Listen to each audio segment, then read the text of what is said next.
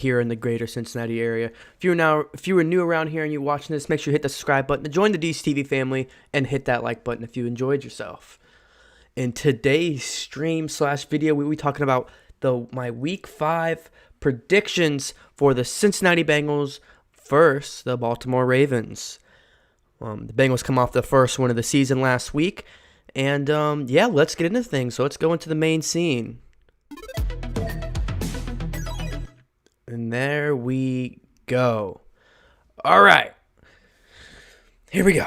So, I got a couple of topics I want to talk about, and I know what I'm going to start off by talking about because it is going to be something that's playing a huge factor into this next week's game already, and it could change, and that's going to be injuries. So, hopping right into it, if you didn't see the injury report for the Ravens yesterday, it did not look good. Starting quarterback Lamar Jackson and a lot of other guys were on that report. Now, as of right now, it does seem like it will be Burrow versus Jackson, which I think everybody is anticipating and wanting to see. But if Jackson didn't play, man, it would have been a huge difference for Cincinnati. But, we're going to go ahead and see if I can find a Thursday report. And then, vice versa with the Bengals. You got to see the same thing. Is Geno Atkins going to be healthy and ready? A bunch of other guys, Logan Wilson, who came off a concussion last week. Hopefully he, missed last week. Hopefully he's going to come back and get that starting middle linebacker spot. Hey, WHODEY, shout out to everybody in the chat. Nightwolves, Drake, D-Man, I appreciate you guys. WHODEY, baby. It's going to be an awesome stream, and we have a lot of goodies to talk about. So let me go ahead and finish posting on my social media. Let's see. Let me get something on my Snapchat story real quick. Yo, guys, what is up? We're going live on YouTube right now. Go ahead and just come in and say what's up. Ooh, I'm going to go ahead and restart that. Yo, guys, we are live right now on YouTube, DCTV. Come say what's up in the chat and say WHODEY. All right, so eventually I'm going to go over everything what we're doing today's stream. So I'm going to start off by giving my predictions, my projections, and then eventually later on I'm going to be taking live callers.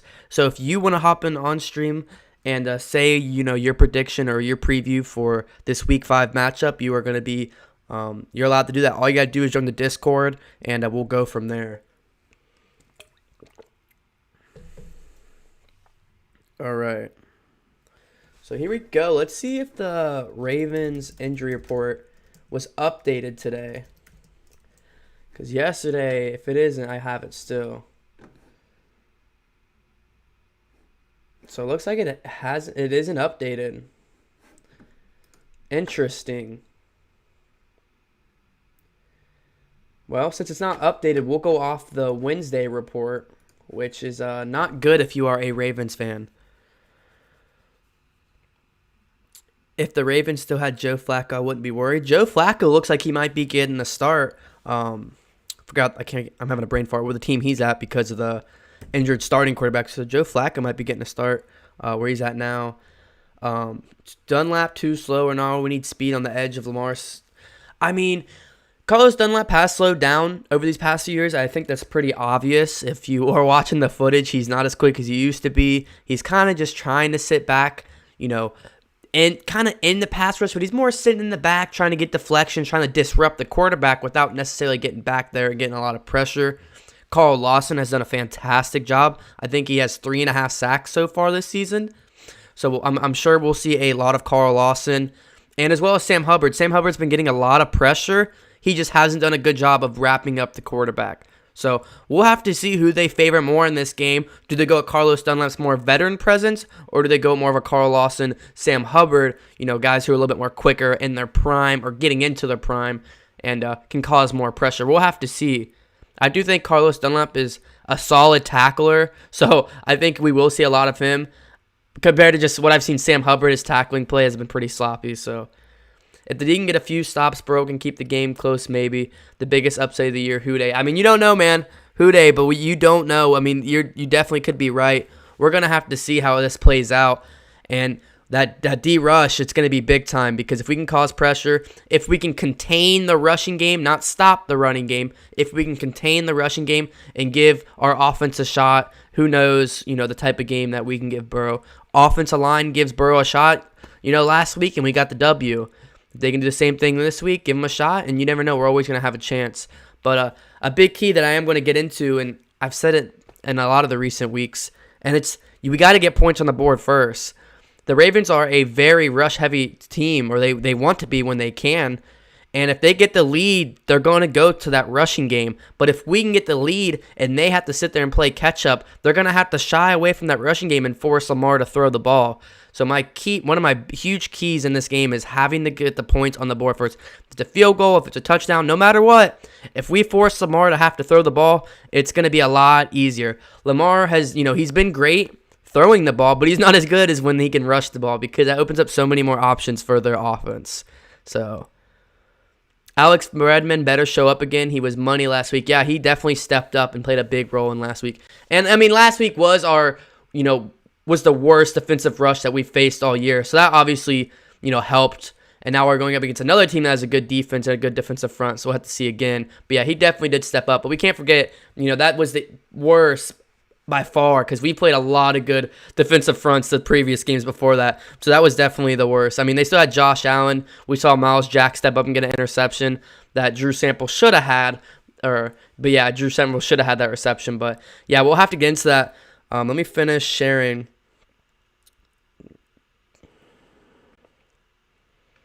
But you guys let me know your predictions and previews. What are your big things the Bengals have to do to get a win this week?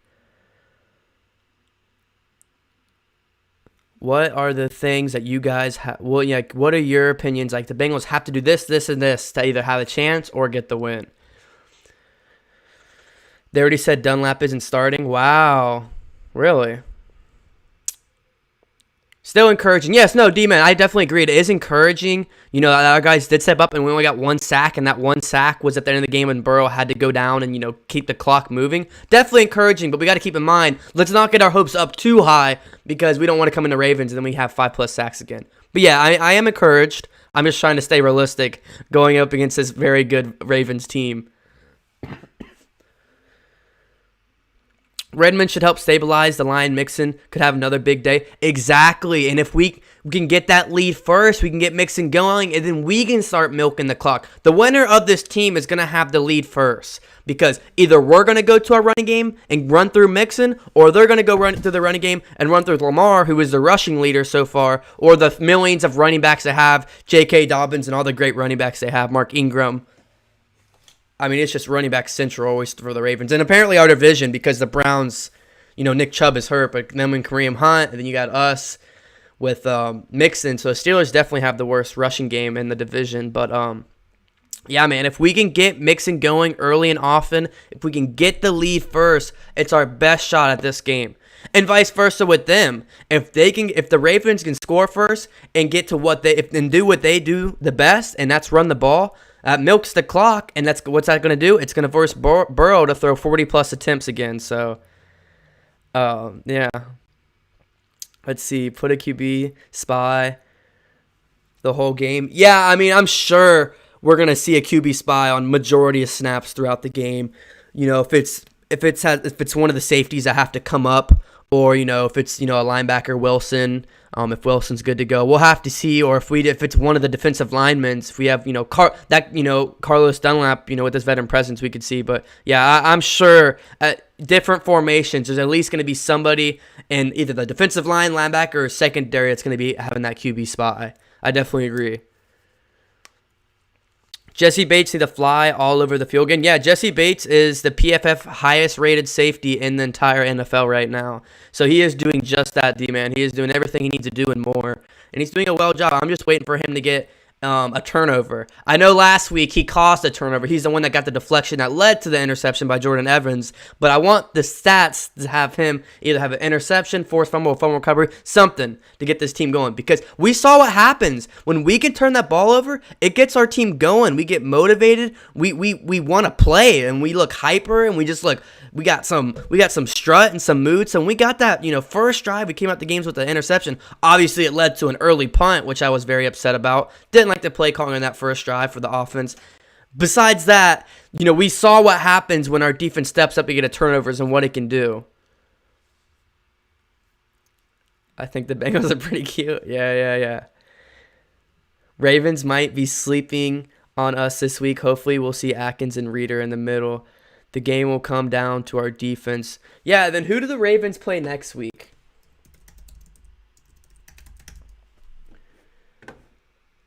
Oh, well, they got the Eagles. Never mind. Usually what I was going to say is a lot of these teams that know that they're most likely going to make the playoffs, they'll look ahead a week. So if there's a team like the Bengals, the Jets, a bottom 15, 15, whatever, ratings. If you know, like, rankings-wise, you're going up against a bad team, and the next week you go up a good team, a lot of times you'll see these teams, when it comes to this game, the team that's really good will struggle because they're looking weeks ahead. But they play the Eagles next week, so I don't think they'll be really looking ahead because the Eagles, aren't good.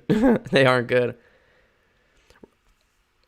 But yeah, hopefully we'll see Atkins and Reader in the middle. Yeah, I mean, DJ Reader's, tried to do as much as he can by himself up there. A lot of the times, he's done, we need him to stop stuff to run and cause some double teams. And with him and Geno, I really think that will help free up our defensive ends to have one-on-ones. Our linebackers will be able to do more. We'll be able to get more aggressive on the defensive playbook and be able to call out more things. So I totally agree.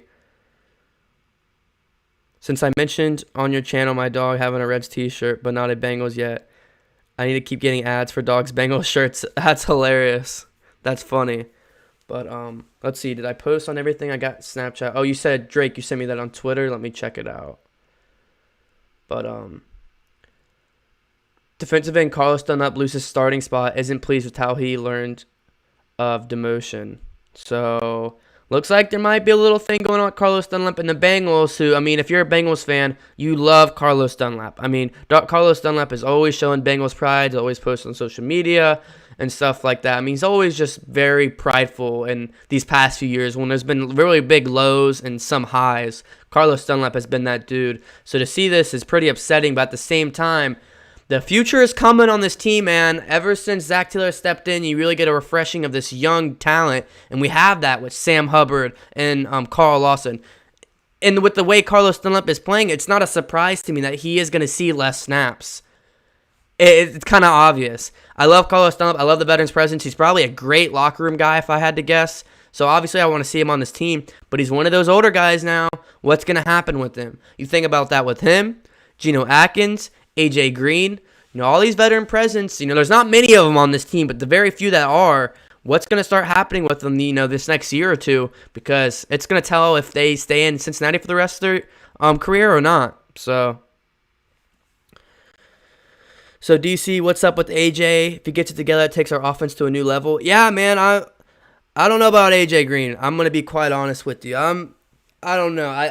I don't think he's the same guy he once was. I think the past 2 years of injury and, not being on the field has definitely affected his career. I know a lot of people keep saying, give him time, knock the rust off, give him time, knock the rust off. And yes, that's true. I'm going to give him time.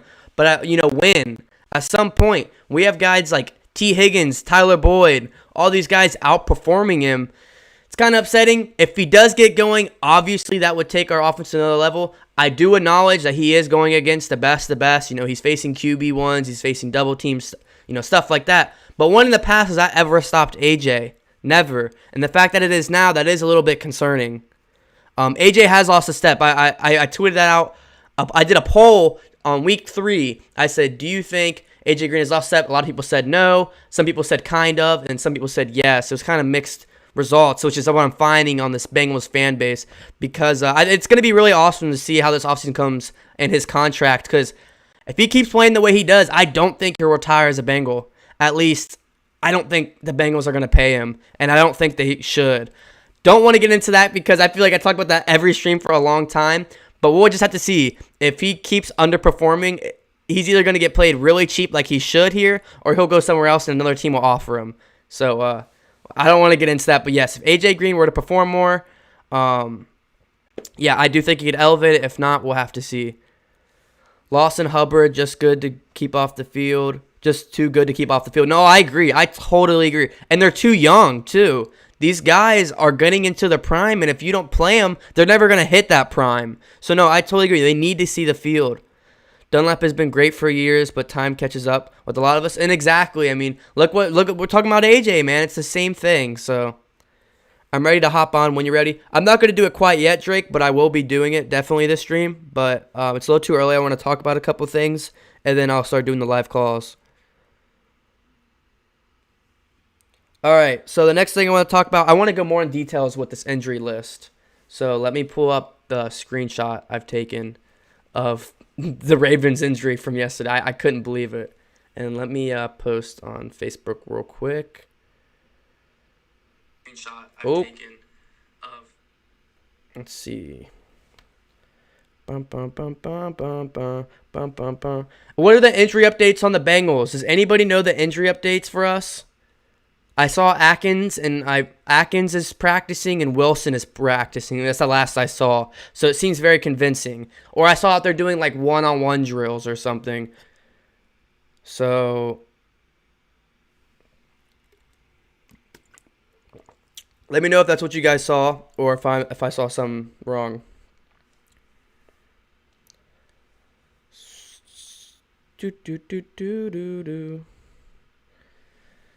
All right, let me share this on Facebook real quick. If you guys haven't already and you're in the stream, make sure you hit that like button and hit that subscribe button so this recent subscriber button can change. And I'm pretty sure our live sub count only goes by 10, so we're at 1,328, I believe. So 2 more, and that will pump to 1,330 if you haven't already. Higgins, Tate, Boyd, best receivers on roster. AJ Shooter signed for $8-10 million, retires a Bengal. No, I totally agree. I think he should get paid anywhere from $6 to $10 million. As of right now, no more than that. Because he wants over 3 years, I believe that's what he wanted, or wants 3 years so he can retire. You pay this guy 12, 13, 14. He's getting paid $15 million right now on the 1-year prove it deal, the franchise tag, essentially what it is, well, a prove it deal. He's not going to get that, and I don't think the Bengals will give it to him. Nor do I think the Bengals should give it to him. The Bengals just, the NFL at the end of the day is a business, and the Bengals aren't the biggest business in the NFL. They just really aren't. So we don't have the money to splurge it on a old receiver. Although I, respect. Hey, I'm 18 years old. I grew up watching AJ. He's one of my favorite players of all time. So in all due respect, I love AJ, and I want to see him retire here in Cincinnati, but at the right price. I totally agree. It was announced before the game AJ will be on the field, but not thrown to. Zach, put him there. I read the news day before a game. I haven't given up on AJ yet. Let's pretend the Burrow missed him a few times. Yeah, and I'm not going to give up on him yet, but I do think more it's been on Green than Burrow. I mean, he's definitely dropped some passes that he usually would make. And I also want to point at the fact, if that touchdown reception would have counted, even if all his stats say the same besides that one game-winning touchdown, I think we'd all be saying something different. So, yes, I'm not going to jump on conclusions because I think if you take that touchdown pass back against the Chargers at the end of the game, I think the way we'd be talking about him would be totally different. But not going to jump into conclusions yet. I agree. I'm not giving up on him yet. But to say that he hasn't lost a step so far this season, I think that's just kind of a biased fan opinion. So, which I try to stay away from majority of the time. All right, so getting into injuries. Let's see here. I'm trying to... Where's this page at? Dun, dun, dun, dun, dun, dun.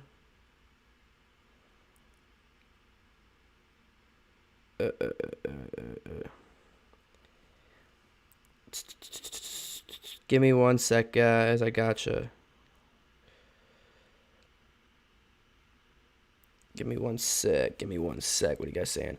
I'm giving AJ the benefit of the doubt. He deserves that. No, exactly. But, at some point we got to see something. But I totally agree. So, I know I keep saying that, but.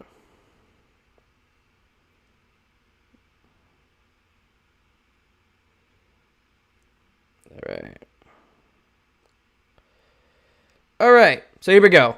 Let me get to the photo I took a screenshot of for the Ravens injury report. So, the first topic is going to be the injury report.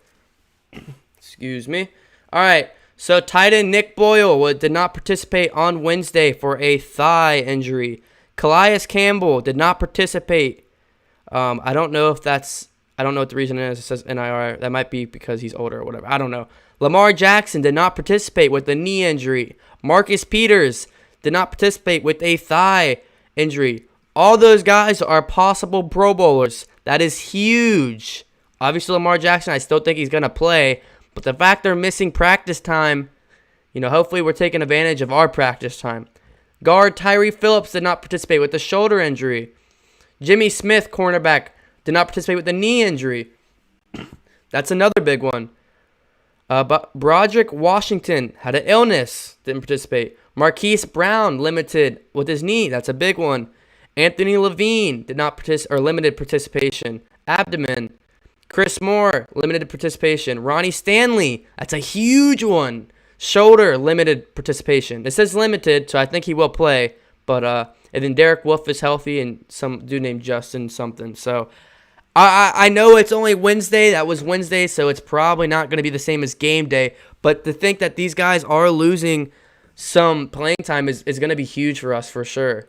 And, I mean, we'll have to see what they're doing because when it gets to, Thursday, Friday, some of these practices turn into walkthroughs with these teams. So instead of, hitting and practice tackling and one-on-ones and drills like that, they're just doing walkthroughs of the game plan they have. So we'll have to see on a limited week with majority of their star players what's going to happen for them and how that's going to affect them. But for the Bengals, we had Carlos Dunlap on rest. Mckenzie Alexander, he was limited. So Carlos Dunlap did not play. Mckenzie Alexander was limited. Geno Atkins was limited. Darius Phillips was limited, but it was just rest. Jonah Williams was limited. And Logan Wilson, a concussion, which was limited. Which, I mean, I don't know what's worse because these are really big for us too. So if Carlos Dunlap, we'll have to see if he plays or not. But even if he does, it sounds like he's going to be coming off the bench and cheering from the sidelines majority of the game. Mckenzie Alexander, we need Mckenzie Alexander, but sounds like he might be fine. Geno, he's limited, so he's playing, he's practicing. So hopefully this is the week because this is the week we need him. That's for sure. Darius Phillips was rest, so he's okay. Jonah Williams got put on there with a shoulder injury. Don't know if it's a minor tweak or if it's soreness or what it is, but that's another huge one because if we don't have Jonah, I feel bad for Burrow. It's going to be a long day for Burrow if we don't have Jonah Williams in that line. And then Logan Wilson was limited through a concussion. I know he was out last week with that concussion. It's going to be interesting to see if he can come back because if he does, he needs that experience with Lamar. He is coming out of a rookie, second rounder, and he's been that guy through the first 3 weeks when he played. He was a starter, came in, played a lot of snaps, and he needs to see Lamar Jackson for this first game because I think he's a homing missile. He can make a lot of tackles, but playing Lamar versus anybody else in the world is a lot different. And that when this guy's in our division, when we're gonna at least play him 2 times a year, he needs to be there. So we need our guys. So hopefully he's all good. But yeah, I agree. We definitely need Wilson out of all those.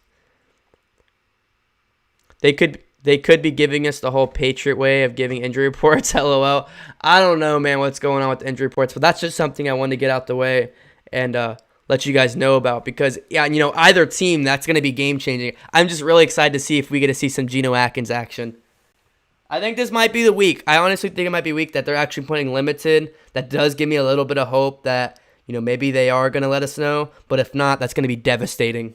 All right, so my next one, which is pretty obvious, it's the quarterback play. And what you've been seeing on a lot of the national media scale. Everybody says Burrow versus Lamar. I mean, bring it on. Who wants to see Burrow versus Lamar? You let me know in the comments section. But I think if you're a Bengals fan or a Ravens fan, if you're just watching it because you're an NFL fan, everybody wants to see Lamar face off against Burrow. Everyone's seeing Burrow come into the league, and he's that guy. Bengals fan or not, everyone's hyping up Burrow. Oh, he's that first-round pick. He's a hell of a player. Everybody's just saying it. And then you get the former MVP, the youngest MVP of all time in the NFL, Lamar Jackson. And it's just like, these guys are in a division. We're going to see this at least twice a year, eventually maybe 3 times a year. Like, holy crap, that's going to be very fun to watch. And that is this big thing on Instagram, Bleacher Report, all these big pages are posting it. Burrow versus Lamar, Burrow versus Lamar. So it's going to be very interesting, yes. And I know Lamar's going out there and said stuff about Burrow, and it's going to be exciting. I'm pretty sure Burrow said something about Lamar. So it's all fun and games. I know this is going to be such a fun rivalry to watch over this next decade. To be able to watch Lamar versus Burrow over the next 10 years is just going to be so much, so entertaining. I can't wait. Burrow, who throws 300 yards every single game. Lamar, who scrambles for a 50 to 100 plus with a rushing touchdown every game. It's just going to be so fun. And it was funny thinking about it. At first it was like Browns fans were like, oh, it's Baker versus Lamar. And it's just like, calm down, man. Baker is not the guy. Baker is not why you have your success right now. It's because of your running game and parts of your defense, like Myles Garrett, who's been a beast, and who's running for Defensive Player of the Year right now. But, yeah, man, I mean, to be able to see Lamar and Burrow for the next decade is going to be a lot of fun. Forget about Baker. But, yeah, that's the next topic I want to get into. It's going to be interesting with Lamar. Right now, he's actually the rushing leader for the Ravens, believe it or not, because J.K. Dobbins, Mark Ingram, and I believe another running back has all been sharing the carries right now. So they don't just have that main guy. They've been using J.K. Dobbins in the receiving game a lot, I believe. And that's going to be a lot of fun because these two guys, we saw how hard it was when we played Nick Chubb and Kareem Hunt, who are obviously better than their two running backs. But still, last time when we played a duo like this, we struggled heavily. So it's going to be interesting to see if we can kind of contain these two running backs. And, then you add Lamar into it, QB spies. How are we going to handle that? It's going to be very interesting to watch. And to see what our defensive coordinator, how aggressive he is, how conservative he is, to be able to see, right off the bat, we're going to be able to tell, okay, so this is how the game's going to go. These are the plays we're calling. It's going to be really interesting for our defense, especially if we kick the ball off first and let them get the ball first. I think that one's going to be pretty interesting. And I'm a believer of kicking the ball off at first so you can get points at the end of the half and then get the ball back in the third. But in this game, going up a team with this great of a rushing game, I honestly think it's our best interest to get our offense going first. Because like I said, I think it's a huge thing to whoever scores first is going to win this game. So not many games do I say I want to receive first, but in this game, if we get the choice, I think we should receive first. I saw the retire report on Twitter. Oh, you sent it. Okay. WHODEY AWOL. Thanks for joining the stream, my man. Appreciate your support, buddy. We need Jonah Williams this week. No, definitely we do. So who's winning the next game? Whoever scores first is my prediction. I'll say that. Hopefully it's the Bengals. People are saying that Burrow is the best number one pick in quite some time. It's hard to believe that Burrow was benched behind Haskins at OSU. And yeah, man, college is just a totally different breed than the NFL. Or NFL is a totally different breed than college. I guess I should word it.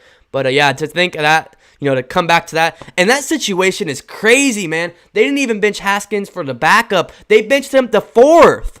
He went from starting quarterback. He did mediocre with how bad of a garbage fire he has around him, let me tell you. But he went from first to second to third. So the backup took it. Alex Smith took it. And then the practice squad quarterback took it over him. Those three quarterbacks were taking snaps at practice, and he wasn't. He wasn't even taking reps at practice. They had the practice squad quarterback taking reps over him in practice. He went from the starting quarterback to the fourth string. That's insane. I love Ron Rivera. He's kicking cancer's ass and trying to kick people's ass in the NFL. He's one of the best coaches in the league. I love that guy. He's a great coach. Just a very interesting move to not move him to first to second, but to first behind the practice squad quarterback at fourth. I thought was just a big guy move. A big guy move, honestly. Not to get off topic from this game, but I had to talk about that. When I saw that the practice squad quarterback was getting reps over him, I couldn't believe it. 35-31 Ravens, so you have a big shootout, and you have the Ravens just squeezing out the W. Hey, man, this game could turn to a big scoring game, but this game could also be low scoring if the rushing attack gets going quick. Because the milk's going to be clipped, the clock's going to be milking. Not as many possessions on offense, but yeah, I know we could definitely get some points. And hey, man, I'm all WHODEY Nation right here. I'm all Bengals, but I got Mark Andrews on fantasy, and Mark Andrews has been that man so far this year, getting into that end zone. So I think one of my predictions is going to be a Mark Andrews touchdown, like it or not. But for my fantasy points, I need it. I want to see how we defend their tight ends. We haven't allowed a touchdown to a tight end all year. And that's a great point. I know a lot of times we see Von Bell and Jesse Bates step up to guard these bigger guys. So, yeah, it's going to be interesting to see who can stop Mark Andrews because Mark Andrews is that guy. I mean, he is a top 3, top 5 tight end in the league. Easy. So, and he gets in the end zone. Mark Andrews, I know that because of fantasy. That guy gets in the end zone a lot. So, it'd be interesting to see if, we try to get our linebackers on him or if we stick with Von Bell or Jesse Bates on him and see if that will help. Because Jesse Bates can lay that wood, man. Hopefully Lamar stays out. I highly doubt Lamar doesn't play, but he's on that injury report, so we'll have to see if he's 110%. And I think I saw a comment earlier about his knees. Yeah, it's a big thing to be a rushing quarterback and have knee problems already at 22 years old he is. So, yeah, that's going to be interesting. Burrow works very hard in the film room. I don't think Haskins works as hard as Burrow Herbert. Yeah, man. Burrow's that guy.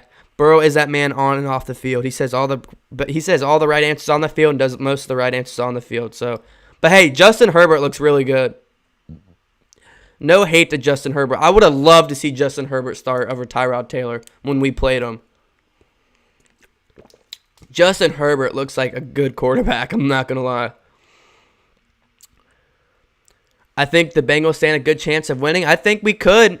I think we'll have to see how it plays out within, the end of the first half. I think that what the scoreboard says at the end of the first half will be a big factor in this game. 27-24 Bengals. WHODEY, Edward. That's a good prediction. I don't have my prediction number yet, but I'll get it going. My prediction last week was close. Do I have it up here? I had 27-20 Bengals last week. 27-20 Bengals last week. That was my prediction. So it was pretty close. How do you feel about Jesse Bates balling out this year? Man, I freaking called it. Go back a few months ago where I made the video why the Cincinnati Bengals will have one of the best safety duos in the NFL. And it was just me talking about Von Bell and me talking about Jesse Bates. And now over the next 3 to 5 years, these guys are going to be the freaking truth, man. Not just in our division, but in the entire NFL. I talked about how this will be Jesse Bates' first year getting a Pro Bowl. As of right now, it looks like I'm still right. I could be right about that. We haven't seen much of Von Bell. He's kind of just been sitting back in coverage, doing his thing. But still, man, I think I projected it well, and I love Jesse Bates, man. JB3 is the truth, and even as I want to say he's a veteran presence, even though he's still young himself, he's done a fantastic job of keeping this defense in order. So, yeah, man, he's been that guy so far for us. I love it.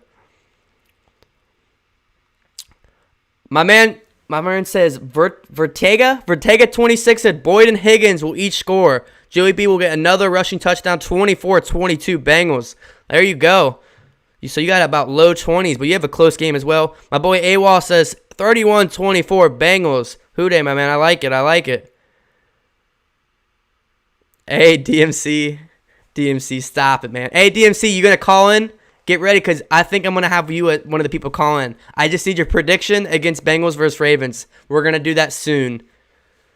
It's only been 30 minutes live, so if you guys are in here right now and you are enjoying yourself, make sure you hit that like button and subscribe, join the DCTV family, and take over this recent subscriber number and put your name there in front of it, We still have not seen our complete D on the field this year. If we get all of our pieces on the field, it's going to be a tough defense.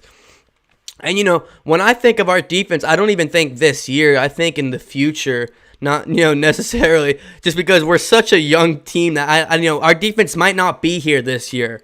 You know what I mean? We still might be a piece or two away. Now, to see the guys we have get more complete on the field, yes, I do agree. This is a team where it's going to take time. It's going to take time to build on with how young we are. So, no, I definitely agree. And, get guys like Geno Atkins back. Next year when we get Trey Waynes back, it's going to be very exciting to see him and Mckenzie Alexander paired up together if we re-sign Mckenzie Alexander, which hopefully... Are we lagging? Are we good? I don't know what happened. It looks like we froze there for a second, but yeah, I totally agree. It's going to be very interesting to see.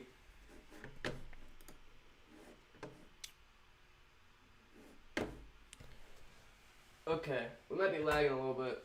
How's the stream going? Is it still good? I think we're still good. Bump out.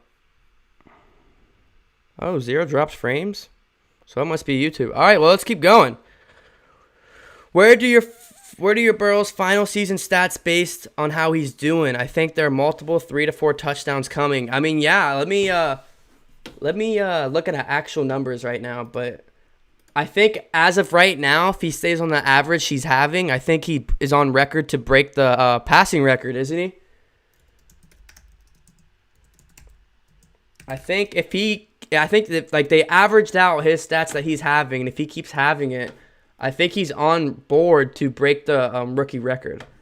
So right now, Burrow is 10th in the league with 1,121 yards. He has 6 touchdowns, 2 interceptions, and a 53.6 QBR. So,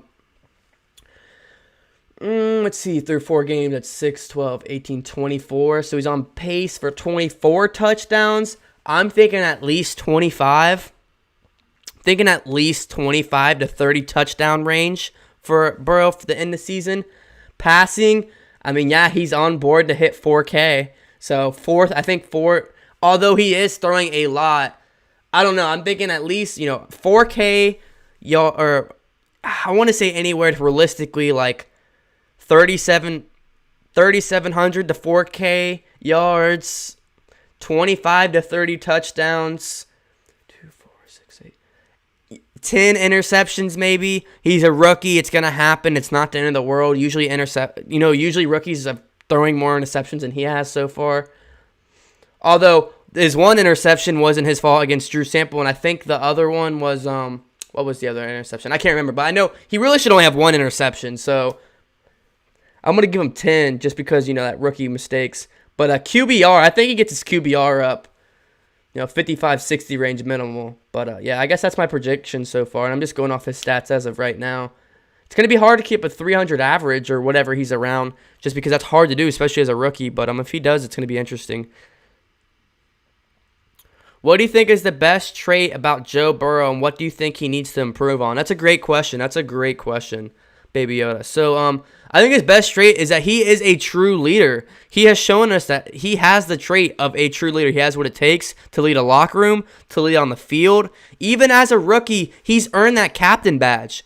I think a lot of people are like, whoa, a captain badge in his first career game. He got that captain badge in the beginning of the season, and he showed us why. So I think that's definitely his best trait. If I have to give a runner-up, it's his cool, calm, and collectedness, especially as a rookie. He is so cool, calm, and collected, and he has so much resilience when he makes a mistake or when, the odds are against him. He has so much resilience to come back and, be that guy and not to be phased. He doesn't get upset at himself. He doesn't get negative. He may not get upset at himself, but he gets motivated. It motivates him. I think that one other interception was against the Browns, I believe, when it was like a little dump pass. He threw it right to the defender. And he came back that next drive and, came back and just hammered it down the field. That's definitely like, he is that guy. And I don't know, it's so hard because you got to think work ethic too. Like the guy seems like he works his tail off day in and day out. So I think the biggest one is definitely his captain and leadership experience for sure. What do you think he needs to improve on? Well, thank you for, trying to bring the other side to the argument, not always positive. What does he need to improve on the most? I want to say improvising, but he's already done a pretty spectacular job at that. And by improvising, I mean when under pressure, he's able to get out the pocket and go make plays on himself with his feet, throw on the runs, throw under pressure, stuff like that. I don't think he needs to improve on it as if like he's bad at it now, but if he can keep improving on it, it's only going to better his game, if that makes sense. So improvising is something that I think if he can build on now, he'll have that for the rest of his career. So, our offensive line can only go up from here. Our offensive line is only going to get better. So if he can improvise with the offensive line he has now, imagine when we get even of a better offensive line next year in the years down the road, what he's going to be able to do. So I look at it like that way. I look at it in that perspective, I guess. What do you guys think? You guys answer that question. What's your biggest thing on Joe Burrow, and what's your biggest flaw on Joe Burrow as well so far through the season? Shovel pass Oh yes, it was the Chargers. Shovel pass interception. Yes, that's exactly what. Yeah, that's not the Browns. Chargers, excuse me. Yes, that's what I was thinking of. 4,000 yards, 30 touchdowns, 6 interceptions, Rookie of the Year. I think he'll definitely get Rookie of the Year. I think he could have a little bit more interceptions. I think he could have a little less touchdowns, but we'll have to see. We'll have to see how, if the hot hand stays. Yes, AWOL, I agree with you there. Bynes, Lawson, Bates have been huge. Where was Dunlap and Hubbard been on the pass rush? I've seen Hubbard back there I just keep bringing up the fact that he's missed a lot of big plays. A lot of times where Hubbard should have had the sack, the quarterback just slips through his arms. Definitely against the Chargers. Go back and watch the Chargers tape. He easily missed 3 or 4 sacks by himself. Just by getting the pressure, getting back there, and just not wrapping up, not doing a good job of bringing the quarterback down. But he will have a chance as Dunlap has been benched. He will not be the starter this week. So I'm assuming it's going to be Hubbard and then Lawson. But for majority of the game, Dunlap's probably still going to see the field, just not as much. They're probably going to give Hubbard and Lawson more of a shot together. But yeah, our pass rush has to get back there more. I agree. We have a lot of young talent that can get back there, and we need to see him step up. Don't sleep on Burrow's improvising as well. With him having to improve so much, it'll make him a better down the road. He won't lose the ability to improvise when he gets a better line. Exactly, Drake. That's exactly what I said. I'm not saying he's not good at improvising, but if he continues to grow at it, that's something in his game he'll always have, even with a better offensive line. Exactly. Oh, yeah, and this is a good point, Edward. Maybe the deep ball, not seeing him, not many hit. Yeah, I totally agree. The deep ball is something he's going to improve on, and he knows that. That's the thing about Burrow. He sees what he has to work on. If he doesn't hit on the deep ball, if he doesn't hit on whatever it may be, when they're asking him in, post-game interviews, he's knowing. He's like, yeah, I got to work on that. I'm going to work on it. That's something, he said something against the deep ball early on in the season where they asked him, it was like back-to-back. I think it was between week 2 and 3. We missed a bunch of opportunities with the deep ball, like just by the sliver, and he acknowledged it. And he's like somebody. What am I trying to say? Excuse me.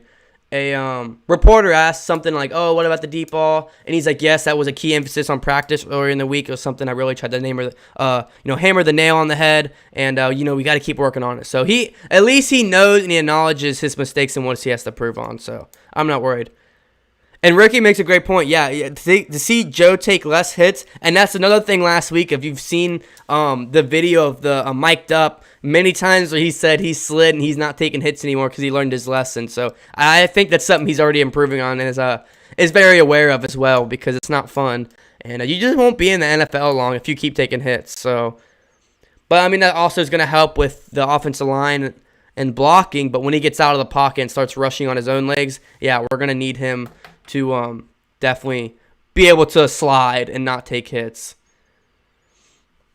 We need to address the O-line first round this year. Go get Burrow better protection. I do think that the draft isn't always the answer. I do think we need to keep drafting, but we've seen guys like Billy Price not really pan out with the kind of value we drafted them out, and a bunch of other guys as well. So I do think we either, one, need to trade for an offensive lineman, or two, go sign a veteran or somebody that is better on the offensive line. I do think we need to utilize that for the draft, but to really improve this offensive line, day one, 2021, we need to either go trade or sign an offensive lineman and not just keep getting prospects. I do think, yes, keep building that offensive line young, but, prospects really aren't the answer anymore. We need somebody now that has proved themselves. But I do agree. We need to go draft somebody, but I think we need to go do more than that. Someone that has veteran presence, hopefully. As of so far, who would you compare Joe Burrow to? Honestly, I don't know if I have compared him to anybody, nor have I tried to. Comps are really difficult to do so early on in somebody's career, because you don't want to make a bad comp. If I sit here and say, oh, he plays like Aaron Rodgers, and then down the road he does a lot worse, I'm going to look like an idiot. So I don't know if I want to compare him to anybody yet, nor have I have. I know the Colin Cowherd show, he compares him to Tony Romo, but I don't know if I'm ready to quite compare him to people yet, just because I don't really like doing that. Free agency could help. No, I totally agree. We need to go make a big move on the offense line this free agency. Either trade or trade or free agency. And then if we have a good prospect, then draft. But I just don't think prospects are always the answer, especially when we need offensive line now, not for the future. But hey, Drake, are you ready to come on and talk right now? I can take a live call if you want to. I'm going to hit you up via Discord, which if you guys haven't already, you like talking Cincinnati sports, join the Discord group chat where we talk Cincinnati sports all day. I'll put the link in the channel right now. Drake, are you ready to come talk live on the show? Then DMC, are you still in here? DMC Beats, are you still in here as well?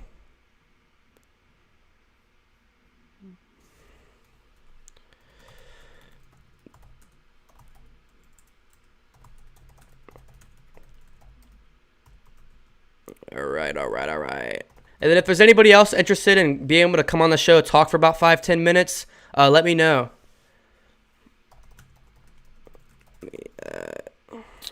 All right, guys. So we're gonna get Drake Berry live here on the show, and he's gonna talk to us about what his prediction and preview is. So everyone, give it up for Drake Berry in the chat. He's gonna be calling me here in just a second, and we're gonna get him going. So here we go, guys. And if you're interested and you want to come on the show, talk 5-10 minutes, you're more than welcome. Just let me know. All you have to do is join the Discord, which I'm about to put the server link real quick. There is the link to the Discord. Oop. Oh, somebody, I don't know why that's not letting me post in the group, in the chat.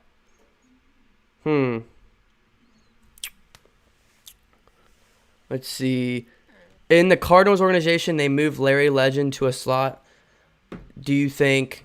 Hold on, let me go back to that. What's up, man? Is this Drake? Yep. All right, awesome. Hold on, let me finish up this comment, and then I'll let you go. All right, sounds good. All right, in the Cardinals organization, they moved Larry to slot. Do you think they can do the same with AJ Green? I don't know. We'll have to see. I think possibly. I don't know. Maybe. With his abilities to be able to catch the ball, no matter how he's, whatever his body is shaped or whatever kind of aspect, he's going behind him, he's going in front of him, him catching the ball is not questionable. So possibly. I just don't, that's so hard to do with all the other receiver talent we have just sitting on the sidelines and the bench. Alden Tate.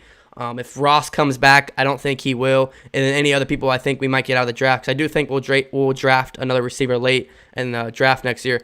I think we could, yes, but do we really want to waste the other guys on the bench? I don't know, but possibly. All right, hold on. Let's see if we get Drake here.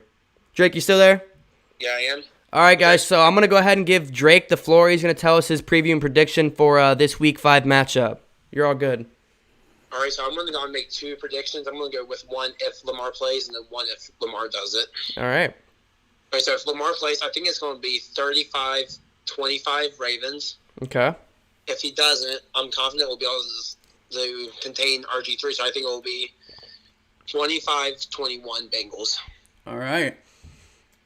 And then going back, even if Lamar plays, with him having a knee injury, he should be more reluctant to try and scramble. Mm-hmm. Because he doesn't want to risk it. And then I think you said Calais Campbell's out as well. Yes, I think he either did not practice or he was limited. But yeah, I mean, that's a huge one for the Ravens. Yeah, that's huge. Oh, he did not play, but it's an IR, so it's non-football. Mm-hmm. All right. Marcus Peters being out, that's huge. Boyle out, huge. Yeah, and then you had both. You had two corners. What was the other corner? Jimmy Smith. Yeah, and he's really good too. So the fact that their secondary could be shorthanded, we're gonna see a lot of 5 out. I would assume. I could see us continuing to do that because if they're short in that secondary, we're gonna take advantage of it. If I had to assume. And then Marquise Brown being out, that'll also be huge. Oh yeah, I mean that's only gonna help our secondary. He on the wideout used their number 1 wideout, I believe. Oh, he was limited. Mm-hmm. On Wednesday. But yeah, there. And then for us, Jonah, if he doesn't play, which he's limited, so that's looking good. Mm-hmm. Everyone was limited except for Dunlap, which you're saying he was just on rest. So.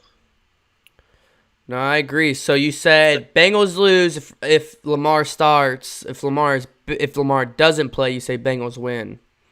Yeah, that's where I'm at. Okay. I totally agree. Like with if Lamar doesn't play, we better win. No excuses whatsoever. And then there's one thing I'd like to hit on to the last comment you were talking about AJ moving to the slot. Go ahead. All right, so I personally don't think the slot fits AJ. I personally think like someone like a Tyler Boyd would be better off to be our slot guy. Mm-hmm. Either him or even T. But overall, definitely, I'm sure we all could agree that having Ross's speed in the slot would Yeah, I definitely mean, help. if we bring Ross back, I know Tyler Boyd gets some action from the slot because he's able to create a lot of space with his route running. I just, I don't. Is that really, is AJ Green really going to be able to, be able to do that? I don't know, man. No, no, he's So honestly, I think he's too far gone at this point. Honestly, there you go. I mean, you guys hear it from another Bengals fan. This is a guy who is diehard Bengals. So, give me one more bold prediction, either from a player, a team stat, anything at all. Just give me what you got. all right. So I have two actually. Go ahead.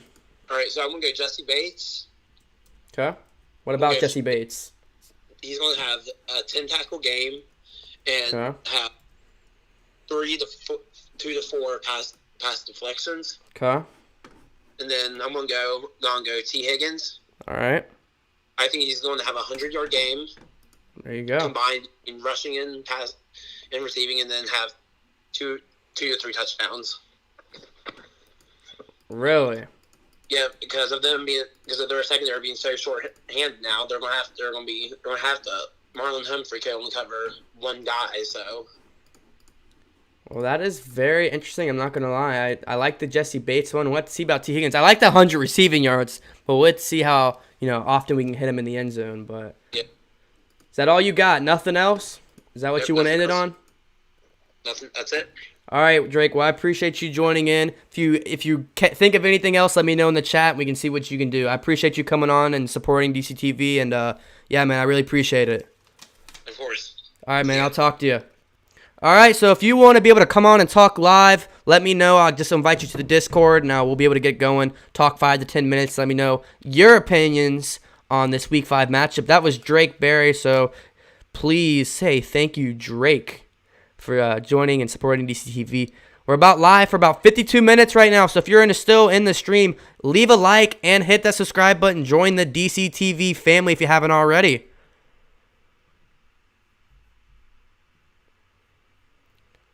Let's see. I think the sub count isn't live.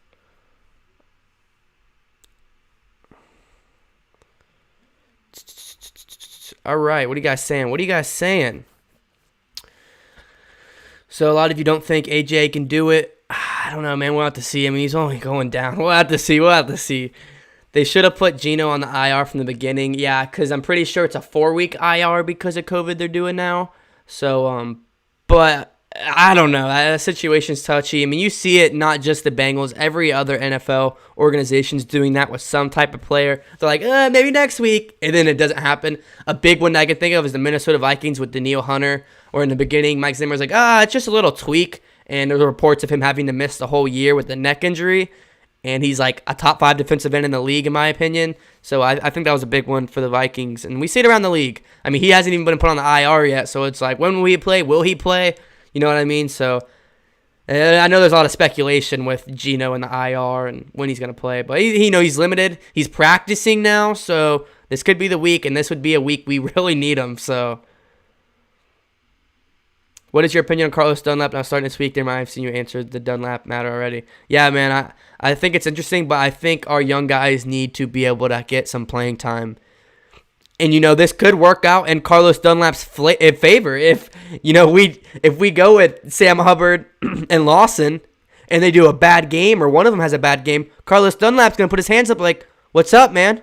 I've been doing this for a decade. I'm the captain. I don't think he has a captain badge, but I'm that guy for the Bengals. You take me out and look what happens. So this could work out in his favor. Same time, this could backfire, and Sam Hubbard and Carl Lawson have a heck of a game, and they take that spot and run with it.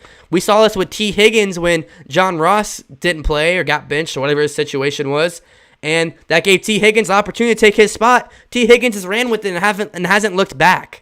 So I think that was something awesome to see T. Higgins take that spot. 2 touchdowns, boom, hasn't looked back since. So I think this is something we could also see on this defensive rush. Do you think the Ravens could pick up Antonio Brown? They could. Will they? No, they will not. They will not. Antonio Brown is too much of a distraction. NFL organizations, everybody has to be on board. The roster, the coaches, the owner. For somebody like Antonio Brown to get approved, he has to be approved by all 3. All three, not just one, not just the players, but the coaches and then the owner. And the owner's the big one in the NFL. So could he? Yes. Will he? No.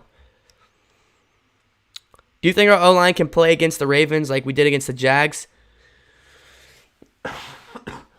Yes, but do you think they can? Yes. Do you think they will? No. I think our offense line, my goal is 3 sacks. That's so sad to say. That is so sad to say. My goal is 3 sacks allowed max. But, I mean, that's just realistic. 3 sacks allowed max. I think they could possibly give up to 5 sacks. And the thing that sucks is that, statistically, stats don't tell the whole story. He might get sacked twice, but the pressure might be like 70% of plays, 70% of downs. So, yes, but we'll have to see. We'll have to see, man. It's going to be interesting to watch. Hey, Night Wolves, welcome back, my man. Ross was such a bad draft pick. I had such high hopes for him. Hey, people, they swing and people strike out. It's just the name of the game. No matter what game you're playing, you swing and you strike out eventually. And that was one where we drafted him over Patrick Mahomes. Am I right? I think I might be right. But if we have a mod in here, go ahead and drop that Discord so we get people to join the Discord if you haven't already. I'd appreciate that. So we're going to move on to the next topic since the next topic I have is the rushing game for both sides. So obviously the rushing game is going to play a big part. As much as we want to talk about the Burrow versus Lamar matchup, they both have good rushing games as well. So, we're going to talk about Mixon. Can Mixon continue the hot hand? Running back is a position where it is a very hot hand type of play. When he gets going, he's the guy. When he's cold, he's cold. This is going to be a big one for Mixon to see if he can continue this little thing he has going on. 3 touchdowns, 2 rushing, 1 receiving, 181 total yards, I believe. That's a big one, man. That is a big one. He got Offense Player of the Week in the NFL. That's a big one. So we'll have to see if he can continue it. My prediction for him is another 100-yard game and a 1 touchdown. So my prediction for Mixon is a 100-yard game, so back-to-back 100-yard games. And I just have 1 touchdown, rushing or receiving. I think we could see it receiving. But 100 total yards and a rushing either in 1 touchdown is my prediction for Joe Mixon. Just because if we want to have a chance at winning, we need Mixon this game. I love Burrow. Burrow has been phenomenal. But the chance to beat the Baltimore Ravens, you need Mixon. It's just we got to have him. Especially if we get that lead and then we can't keep that lead because our rushing game's not going and we can't milk that clock. That just gives the ball to the Ravens and it's just going to give them more time to score. So to win this game, I have high hopes in Mixon to have another good week. But within saying that, how is our offensive line going to do? Because I feel like so many people get caught up in the offense line when it comes to the passing scheme of things, which is very important. But you also got to think about the rushing game. The offense, the rushing game is also reliant on the pass rush or on the rush or the blocking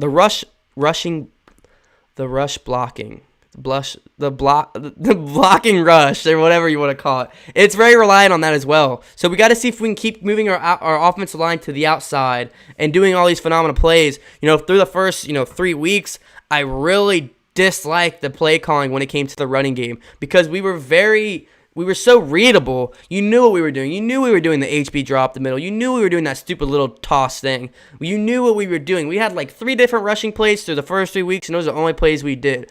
But last week, we had so many different rushing plays. We were getting linemen out to the side. We were getting up to lead blocks. Lead blocking was huge in last week's game. We did such a phenomenal job with the lead block. Drew Sample, I believe T. Higgins, Jonah Williams, and a couple other guys did a phenomenal job with lead blocking last week. And essentially what that means is it means either the fullback, the tight end, or a lineman will swing out and the running back will follow him. So the running back will follow this lead blocker and he will just make a move depending on what this guy does. So we did that last week, and it worked out fantastic. The lead blocking, when we were able to get Mixon out in space with 1 lead blocker, it looked very great. So, no, I agree. We were very predictable the first 2 weeks, especially in the rushing game. And we were not like that last week. Last week we were totally mixing it up, finally opening the playbook, especially in the rushing game. You know, it really made me happy to see that we're getting these linemen out and running, because it shows when these guys are static and they got to sit there and block in the trenches, they're not good. But when you get them out moving to go to go rush, lead block, on a linebacker or something, they're a lot more effective. And we saw that last week. Even big old Jonah Williams did a great job of doing it. There was a pitch out to the left where they pinched him out, and Mixon followed him. If without that, Mixon maybe would have got 5 yards, but because Jonah swang with them, it was an easy 15 to 25-yard rush. Easy. And so, Mixon didn't face contact on that rushing play to, the first down marker, which is very rare. Mixon always is facing contact within the handoff. I mean, he's always facing people in the back of the line of scrimmage. Why? Because it's bad offensive blocking. But we showed difference in last week's game, so it's going to be interesting to see if we can keep doing that. Calais Campbell is a big oof for the Ravens if he doesn't play. Honestly. I mean, that's a big guy. And I just got the ESPN alert. Carlos Dunlap upset with lesser role. It's Raven. It's not like I'm injured or anything, was his quote. But, wow. So we'll have to see what goes on with that. Anyways, what are you guys saying in the chat? If you guys are in here, make sure you're getting active in that chat. It's there for a reason. Hit that like button and hit that subscribe button as well and join the DCTV family. Steve Young says Joe Montana. Oh, that goes back up to the comp. Okay, where we at? Okay, so there's a question. Defensive. What do you think our defensive plan is against the Ravens offense? Contain the run. I think it's very realistic to say that we aren't going to be able to stop the run. So containing the run is a better lack of words, I guess you could say, per se. Stopping the run, I think, is just very unlikely compared to what we've seen so far this season. Even if Geno Atkins, gets his first start, I just don't see it happening. So contain the run, I guess, would be my biggest hit on what our game plan is, and to cause turnovers. Lamar Jackson has done a fantastic job this year not throwing picks, and turning the ball over. So we need to turn the ball over. We got to force turnovers because that's game-changing. It gives the ball back to our offense to go make plays. And we got to keep our defense off the field as much as possible. I love our defense. I love watching them, but I don't want to see a lot of them on the field. So we don't want long drives because the Ravens, they do that. They have those long,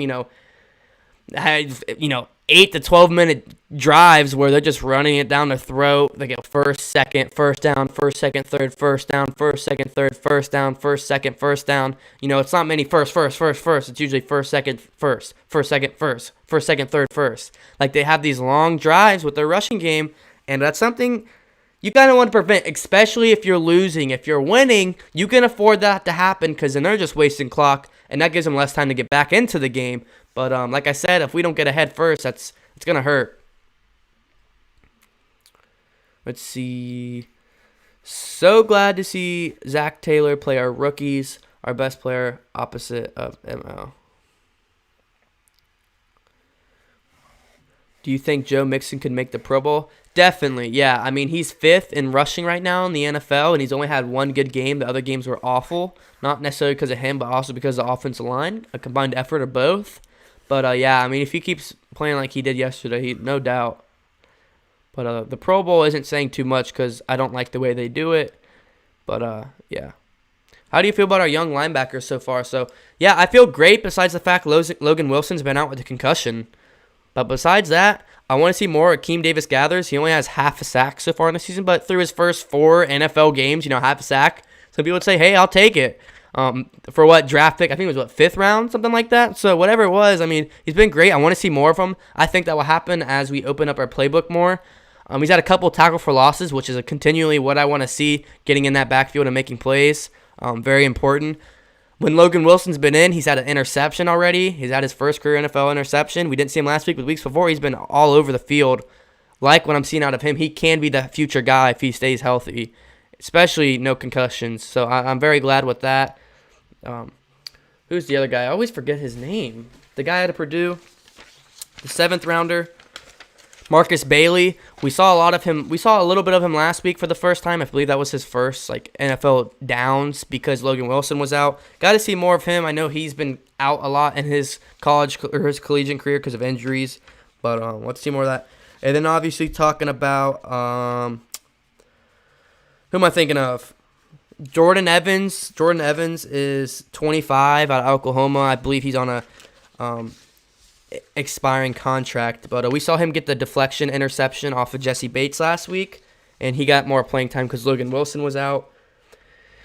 You got to take in perspective Josh Bynes, who is not the young guy. He is the old veteran, which we'll probably see not return next year. He's a great player, but at 31 years old, will we want to have our young guy step up, or we bring him back on a cheap deal? I would like to see him come back on a cheap deal, but if it's anything more expensive, I'd kind of let him walk because he is going to be 31, turning 32. And our young guys just need as much play as possible. And then obviously Jermaine Pratt, who is 24 years old, the second-year guy at NC State. But Jermaine Pratt has been pretty good as well. So now I'm very confident in our linebackers, our young linebacking core for the future, for sure.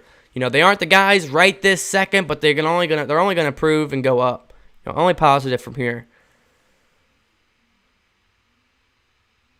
Let's see. Don't sleep on Giovanni. He can do some damage as well in both the pass and rush. I'm not sleeping on Giovanni, but as long as Mixon is playing hard, I really don't want to see a Giovanni on the field. I love Giovanni. I've watched him a lot, once again, for a long time. I love his captain badge. I love his veteran presence. But if Mixon is hot, there's no reason to take him out. We are so much more successful running through Joe Mixon than anybody else in this offense. I love Bernard. He can be a great little scat back, receiving back, rush when he has to. We did a brilliant job when Mixon was in the backfield. Bernard was lined up as a receiver, and we saw the receiver handoff around. So he came in motion around, took it from Burrow and ran up for like 15 yards. Beautiful play calling. I want to see more of that. Two backs on the field, even if he's lining up as a receiver or whatever. But if Mixon is playing the way he is, love Bernard, but there's no reason to put him in besides, maybe block a little bit or something. I love Bernard, though. Don't get me wrong. I'm not sleeping on him either. I know there's going to be some times where Mixon's fatigued and we got to bring him in and he's going to make some big plays. That's why I loved when they were both in last week and he did that little end around to Bernard. I was like, is that Bernard? And I saw him running up for that first time. I was like, beautiful play calling to get them both involved. I believe, Night Wolves, we are sitting Dunlap because we want to give Sam Hubbard and Carl Lawson our future at the rushing game. A good shot. I think Carlos Dunlap has been not very good besides the few deflections he does. Sack-wise, he's not been good. Pressure-wise, he's not been good. Deflection-wise, sitting back there in coverage if he has to, he's done a good job. But I think the Bengals are going with the more young side of the ball and Sam Hubbard and Carl Lawson. See how they do lining up against each other. I think that's kind of what we're trying to get a feel with. I'm sure Carlos Dunlap is still going to play. He's just not going to get as many snaps as he used to. I don't want everyone to freak out thinking he's not going to play. I could be wrong. Maybe he doesn't play a lot, but I still think he's going to play. Too big of a contract to bench him. Honestly, he's just too big of a contract to not play him at all. If Logan Wilson plays, he is the perfect guy to have a QB spy on the play rec. I know, I totally agree, Drake. I think we'll see some of that, and that's why I think it's a big call to have Wilson in this game. Hey, what's up, BG? It's all good, man. Appreciate you joining in. Appreciate all the support, my man. ADG was a 4th round. Okay, yeah, so I knew it was around the 5th round. Linebackers could be crazy good, and that's exactly right. Our linebackers have such a high potential ceiling. I mean, the guys that we drafted in this draft could be literally our future starting linebacker core. We might not have to draft besides backup linebackers in later rounds and the next couple drafts. We won't have to worry about the position. So if these guys turn out to, be what, plan out to be the guys we want, A+ drafting when it comes to that linebacker core because, hopefully this is really our future at linebacker. I totally agree. Are you familiar with New Stripe City? I don't watch him, but he actually hit me up about a few weeks ago and told me that we should collab, but we'll see. No hate on anybody in the Cincinnati media. I'm just kind of doing my own thing. But, yeah, he tweeted something. He was like, just tweeted a bunch of Cincinnati content creators, and I was in there. Didn't even know he knew me. I've never talked to this guy before. Well, so I'll go back. So months ago, before the season started, but when I was just doing videos and not live streams, he actually followed me on all my social media, like Twitter and stuff. And I was like, whoa, that's kind of crazy. I've really never watched him that much. And I was like, okay, he followed me. And then, no. So what happened was, was months ago. There was a Bengals live stream. It was when AJ Green, I remember the day AJ Green signed his franchise tag, he went live on the Bengals Twitter, and he was doing like a live interview or talking or whatever. And I was in the comment section, basically kind of like self-advertising a little bit, like, if you guys want to see the best sports content for Cincinnati sports on YouTube, check out these TV. We're on number one here. And not him, but the guy he's with, I know it's like two guys. I think it starts with a Z or something. He was like, oh, nah, man. He was like, nah, man, Stripe City the best. And I was just like, whoa. And then the new Stripe City Twitter account followed me. And then a few months later, he posted something and he asked me to collab with them, and I just haven't got around to talking to him. But they seem like they're doing the thing, and good for them. I don't want to see anything in Cincinnati go bad, any bad blood or anything, just because national media already dogs Cincinnati a much. We all need love and the future here in Cincinnati. What would you say are the 3 keys to the Bengals winning this Sunday? The 3 biggest keys: containing the rush. Definitely one. I would say O-line stepping up in the passing game and the rushing game, number 2. Having a similar game last week, I think, is number 2 for the key. Number 3, I don't know, man. I don't know. I think it would be really great to cause turnovers. Yeah, I think that's going to be my top 3, cause turnovers as well. I think that'd be my top 3 off the top of the head without going over everything. Dunlap needs to save his energy for midpoint of the game, bring him in fresh against a fatigued line. And that's a great point. That's why I said I don't think he's going to be benched where he's not playing the whole game. I just think they're going to utilize him, in the right moments. And that could be the perfect time. Offensive line, long drives are coming. We're keeping their O-line on the field a long time. They're fatigued. Put a fresh Carlos Dunlap in there, and hopefully he can make some plays. And that's kind of what a veteran does in any sport. NBA, not really baseball, because baseball is baseball, but like NBA, football, sports like that, you see that's kind of what the veterans do when you need them most. That's when they'll step up. And that could be later down the stretch of the game. Speaking of the draft, who do you think we'll take for our 2021 draft? I'm not too sure, man. I haven't really looked into any of the prospects or anything. It's kind of hard with like a lot of like barely any college football or in-division college football, or not all teams are playing. So honestly, man, I have no idea as of right now. I would have to do more research. No idea. We could have 2 good linemen with Green's contract. Hey, man, I agree 100%. 100%. That's why I said, the draft isn't always the answer when you need protection right now. Billy Price, guys like that don't plan out as soon as possible. Jonah Williams is the guy, but last year he was hurt. So, once again, guys don't plan out always in the draft. Even though Jonah Williams is that guy, don't get me wrong.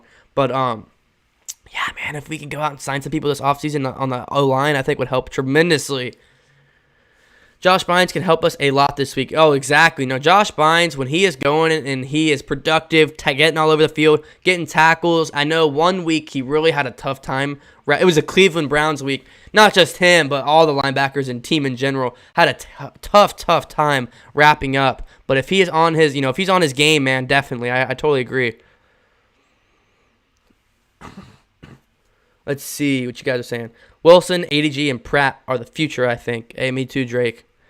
If you guys haven't already, hit that like button, hit the subscribe button. And also, if you want to join live, I'll take a call live on stream if you want to as well. You can talk about 5 minutes live in front of everybody else. Lamar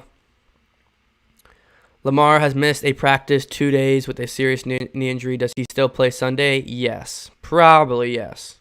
Just because it's an early division game. Maybe if this is, the second time we come around, probably not. But I think he'll play. But if he doesn't, I guess we'll see RG3. RG3, right?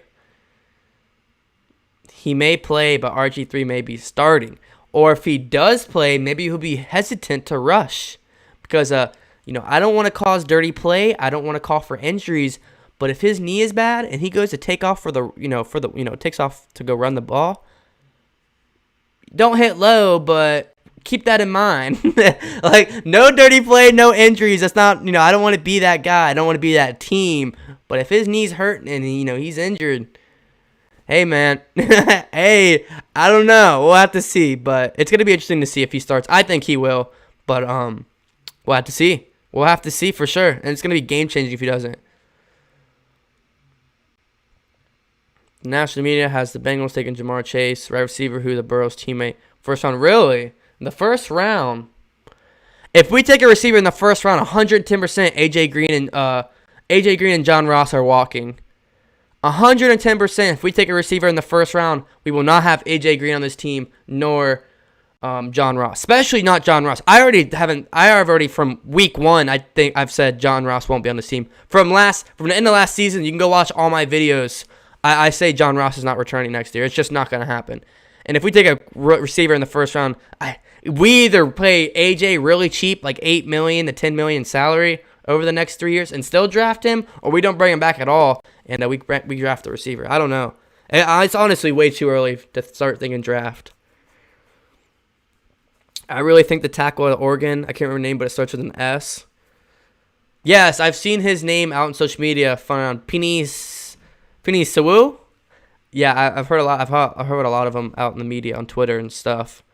But we'll have to see. Once again, drafting that line might not be the best choice. But if it is a choice, it's a choice. And if he really is that guy, to have him and Jonah Williams paired up to be our tackles for the next 5-10 years, that would be a big relief for sure. A big relief.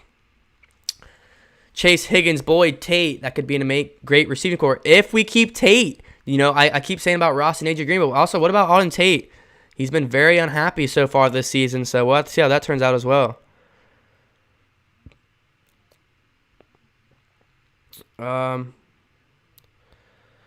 AJ Green has digressed. Yeah, we've already spent so much time talking about AJ Green. I feel like it's every stream. But yeah, he has definitely taken a step back and lost a step. But we'll have to see how he finishes out the rest of the season. But yes, I don't know if I want to talk any more about AJ Green. Let's go. Okay, so another thing I was going to talk about for this game in Week 5 is the pressure.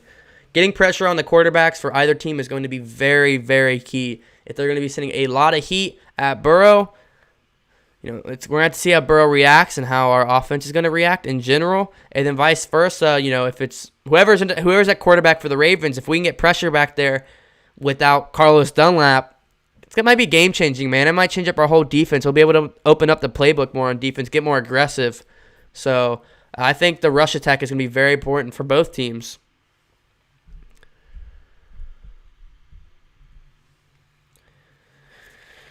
I think us taking T in the second was showing that AJ and Ross are gone. With we go Chase, that means both are gone. I don't know, man. We'll see. We really need to pick up O-line in the draft to protect Burrow. If we pick high enough, we can get him. However, I don't believe we will draft that high. I don't know. I've said it more times. I don't think drafting linemen is the answer for us. It might help, but we need guys now. We need guys right now that we know are going to be. We need to go sign. If we draft one and then sign one, hey, I'm cool. I just think we either need to trade or sign for an offensive lineman. I think we could draft. I think we will draft for one. I just want to see us go make a move for one. To say that, hey, we're all in on Burrow. We already know we're all in on Burrow. But will the Brown family whip out more cash this offseason and say, all right, you're going to protect our guy Burrow? Here's some cash, 3-year deal, whoever it is. You know what I mean? So, if we wanted to draft O-line, we should have done it last year. I guess so. I mean, that's what you believe. We definitely could have, for sure. I like the guys we have right now, but we could have. I heard the Ravens D-line is strong but slow.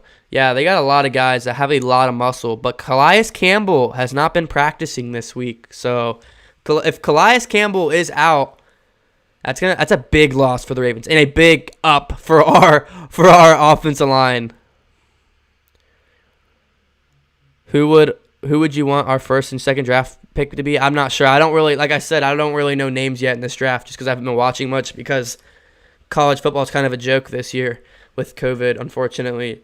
So I don't know off the top of my head. I got to see more football before I say what we need. I got to watch more football. Tia's a monster. Oh my gosh. Higgins is the answer. I think he's only 21 years old, man. He's 3 years younger than Burrow. I'm so excited with that T. I'm so excited for Higgins. That might be my next jersey, honestly. Higgins might be my next jersey. 9/85. It was such a good move. 2-2-1 incoming. We'll have to see. I like the way you think. What are you guys saying?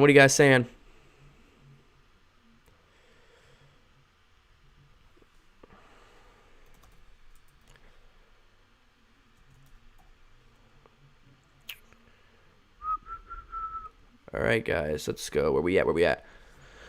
Some linemen we may draft. Walker Little, Samuel Cosmi, Deontay Brown, Dylan Randuns, as well. For signing linemen, might be able to get Larry Warfield from the Saints. Hey, man, I'm down for sure. Hey, just saying Zach Taylor's first draft pick was Jonah Williams, and he's good. So maybe Zach Taylor is better at drafting a line than Marvin Lewis. And that's a valid point. That's a very valid point. But, I mean, once again, Jonah Williams out the whole first year. And, I'm glad he's back this year and he's healthy. And right now he's not healthy. He might not play this week. We'll have to see. But we need guys. All I'm saying is draft, trade, or free agency. My point is we need guys who are going to come in day one ready. That's my whole point. I don't care if we draft them. I don't care if we trade for somebody. I don't care if we sign someone in free agency. They just have to be day one ready. It can't be no projects. We can't afford that on this offensive line. I don't want any more projects, okay? That's my whole point. I don't care when we get the guys. I don't care where. I don't care how. Just no more projects on the offensive line, please. Guys that are coming proven day one ready. That's all I want. Green Ross and a second-round pick for Ryan Ramczyk. Whew. I might be all in for that. Burrow has shattered my expectations so far. I know he looks good, but I didn't think he'd burst into on the scene like he has. Yeah, man. I mean, Burrow has just been phenomenal. And there's no which way about it. If you're a Bengals fan, if you're a Steelers fan, if you're a Patriots fan, Burrow's been phenomenal. Everyone says it. I'm finally happy we have someone respectable. Nobody respected Andy Dalton. I don't even think Bengals fans respected him, let alone the national media. We finally have someone back there that is respected. Everyone has respected Burrow so far. Before the season even started, people were already disrespecting him. But since the season started, he's been respected. And that makes me so happy. I don't have to go on air defending Andy Dalton. I don't have to go on air defending whoever is back there. I don't have to defend Joe, or I don't have to defend him. I don't have to defend Burrow. So that's awesome. I can defend receivers. I can defend the running back. I can defend the safety. I don't want to have to defend my quarterback, and Burrow's not going to make me have to do that. So yeah, I agree, 100%. Yes, EG, I have seen Burrow mic'd up about the slide where he's like, I'm not letting them hit me anymore. Smart move. Oh, no, of course, yeah. Nanda, and we need Jonah Williams to play this week. 100%. Yeah, no projects. Just don't give us another Bobby Hart, please. We'll have to see. We need someone to replace Bobby Hart. We need somebody to replace half of our offensive line, if you want me to be honest. Dalton was a hell of a nice guy, but he was not in the same league as Burrow. No. I'm not dogging Dalton's, I'm not dogging Dalton's life, how he was off the field. I'm just saying on the field, he wasn't the best. He is what he was. And him and AJ Green had their good little duo for 5 years in a row. Dalton had success, but he just wasn't respected. I mean, you can't say that he was, because he wasn't. I mean, towards the end of his career, for the past, last 2-3 seasons, a lot of Bengals fans disrespected him, and people in the national media never thought, oh, Andy Dalton and the Bengals are coming. It was usually Bengals in that nasty defense, Bengals in that Marvin Lewis defense. It was never Bengals and Andy Dalton. But don't get me wrong, I'm appreciative for Andy Dalton, everything he did. I actually met Andy Dalton. So, cool guy. I knew where he lived. I actually used to live A few cities are like close to him, so no disrespect to Dalton.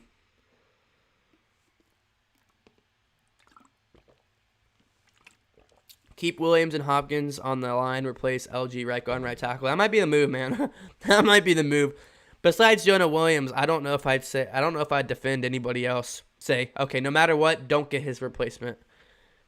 I'm gonna be honest. Week 1, it was Randy Bullock. Week 2, it was a defense. So if those were better, we could be 3-0-1. Man, the thing that gives me hope. The thing that gives me hope, but is also like, damn, is how close our losses have been. Especially if that Chargers game, man. If we can get that one back. That one hurts. That one hurts. Andy Dalton was average at best. I think he was above average at best. Definitely. I mean, the season where he hurt his thumb, I'm pretty sure he was in the MVP race, like around 5th, 4th, and 3rd, and then he, that thumb thing happened. But it's whatever. It's over with. Look up the Trace McCory song. Oh, you're talking about Drake. All right, so, I mean, we've talked about injury report. We've talked about Burrow versus Lamar. We've talked about the rushing attacks. We've talked about scoring first, which I'll hit on one more time, as that is the biggest key for me in this game, is scoring first. Both teams have a rushing attack where they're going to milk the clock on whoever can get a lead. Whoever gets a comfortable lead will win this game. If the Bengals get a lead, they're going to win. If the Ravens get a lead, they're going to win. And that's just the truth. That is my biggest key for this game, is get a lead and keep it. For either team, that's how they're going to win. I promise you. Do you think if we go under 500, we should consider getting rid of Taylor? No, Zach Taylor, no. The defensive coordinator, yes. Can't think of his name off the top of my head. But it's way too early for Zach Taylor.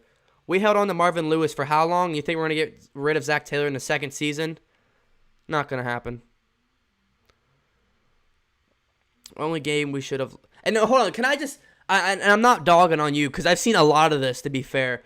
But I just think it's so funny how we kept Marvin Lewis for 2 decades when he should have been fired a decade in, or whatever you want to say in this thing. He should have been fired way before he was. And Zach Taylor's 2 seasons in, had the worst team in football last year, and is now in a rebuilding process to get the players to round the quarterback that we finally have. And people are like, oh, fire Zach Taylor. It's like, dude, did you not just see how long we kept freaking Marvin Lewis? Come on now. Even if you wanted to fire Zach Taylor, it's not going to happen. Only game we should have lost was the Cleveland game. And hey, man, we should have never let Zimmer leave town. Look at the success Zimmer has. I mean, he hasn't won a Super Bowl, but he's had a lot of playoff success. I mean, they beat the Saints like twice in the playoffs, and then they went to the NFC Championship with the Eagles, where they got blown out. But hey, man, I live like 20 minutes away from Zimmer's property. But yeah, man, Zimmer has turned out to be a pretty great coach over there in Minnesota. And to be honest, he's taken a lot of old Bengals players with them. They had Terrence Newman at one point. They have George Iloka right now. And then vice versa. We took Mckenzie Alexander and Trey Waynes, who were both Minnesota Vikings guys, for Mike Zimmer, and they became a Bengal. So, I mean, we've seen a lot of transaction between Bengals and Vikings, and that's because of Mike Zimmer and the Bengals. So, yeah, Zimmer has turned out to be a pretty great coach over in the Minnesota and over in the Vikings. And the defenses he's had, oh my gosh, over the past 5 years, insane. Insane, the defense he's built. Although, if he does get on the hot seat, even though he just got re-signed in the offseason, even though people are calling for him to be on a hot seat so far this season, if he came back to be a DC to end his career, don't know if he would ever take like a head coach to back down to a defensive coordinator. But man, if we can get Zimmer back for a DC, oh my gosh, I'm 110% in. Don't think it would happen realistically, but if it did, I would be hands in. So as long as we improve each year, with Zach Taylor, I say keep him. We could replace the O-line, cough through. I'd give the DC one more year too. I don't know. I don't really care about the DC. I'm the real DCTV. But if he, I got no strings with him, so I really don't care. If he's not the guy, he's not the guy. But not trying to be harsh, but it is what it is. It's the NFL, it's a business, and we gotta do what we gotta do to help Burrow win. We're an hour and 30 minutes in. If you haven't already, let's get a little like spike going. Leave a like on the video real quick. Get a like spike going. And let's get a subscriber going. If you are new, hit that subscribe button. I know a lot of you guys aren't new because I see you from the streams, which I appreciate you coming back to DCTV. But if you're new, hit that subscribe button so we can get that recent subscriber changed on here. And that 1320 can bump up to 1330. Bill O'Brien was fired way too late. Well, I mean, the Bill O'Brien situation was a joke. He should have never been moved to GM in the first place. Way too much. And, like, I know they fired him, but the damage is already done. They already traded the best receiver in football away for nothing. Like, they already did the damage. Bill O'Brien already did the damage. And, as you know, as his record was pretty good, it's because he had good teams in a terrible division for a while. But, yeah, I don't know. Although I did hear that possibly JJ Green, like AJ Green, JJ Watt got into it with Bill O'Brien before he was fired. So, interesting. I wonder what happened in 2018. What do you mean, Night Wolves? I'm not too sure which topic you were talking about. We're hitting so many different topics within just a couple minutes. It's confusing me. Yo, we only got 24 likes. Come on. I know we can do better than that. We've had a lot of people jump into the stream.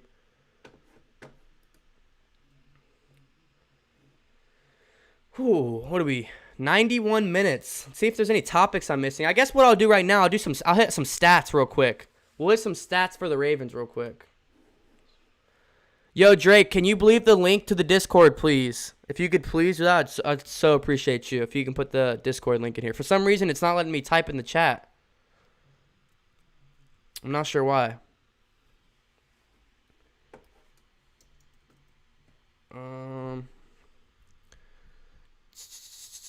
Oh, I think I can do it, Drake. Hold on.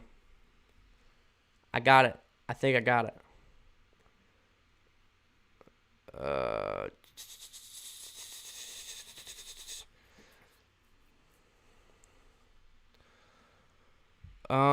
Hold on, guys. I'm gonna hop into some stats real quick. If that's what you want to see. If that's what you want to see. If not, let me know what topic you want to move on to. But if not, until you guys give me something else to talk about, I'm gonna go on to the Ravens season stats so far and talk about what they've been good at and what they've lacked. So obviously they're 3-1 so far.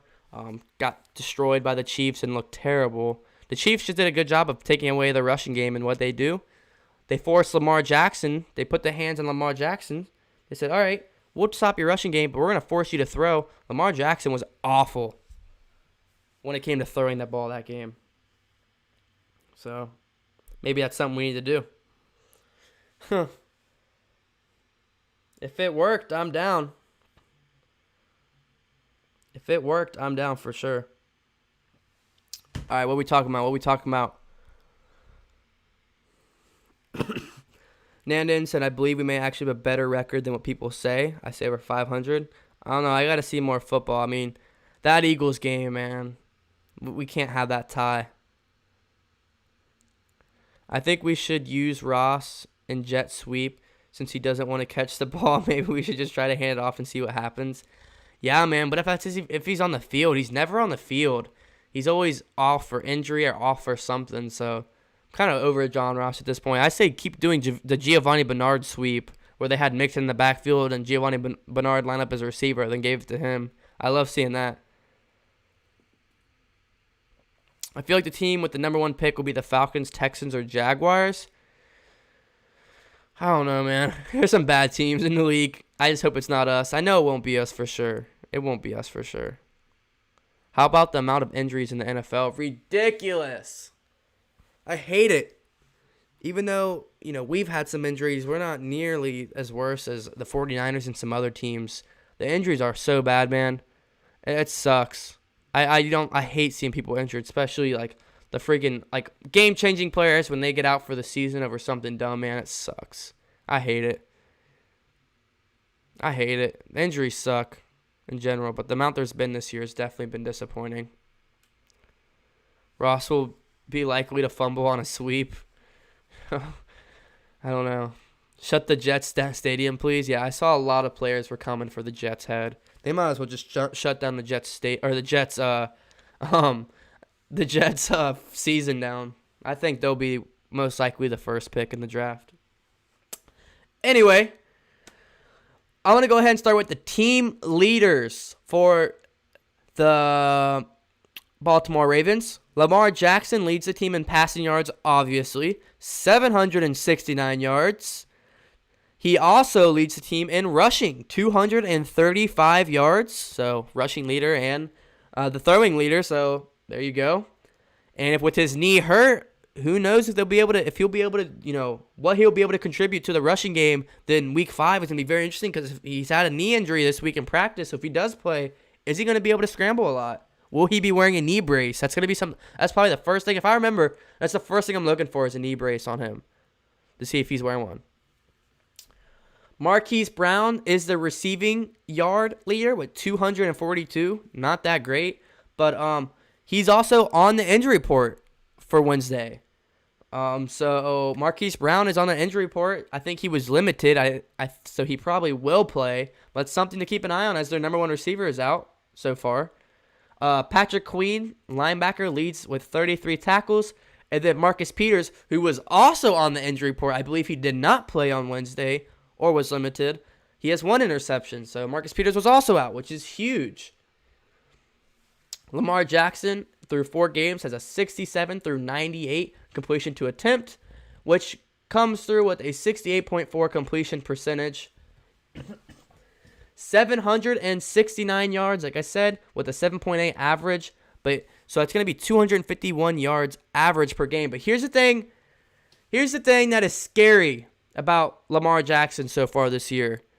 7 touchdowns with his arm, not rushing, and only 1 interception. That's really good.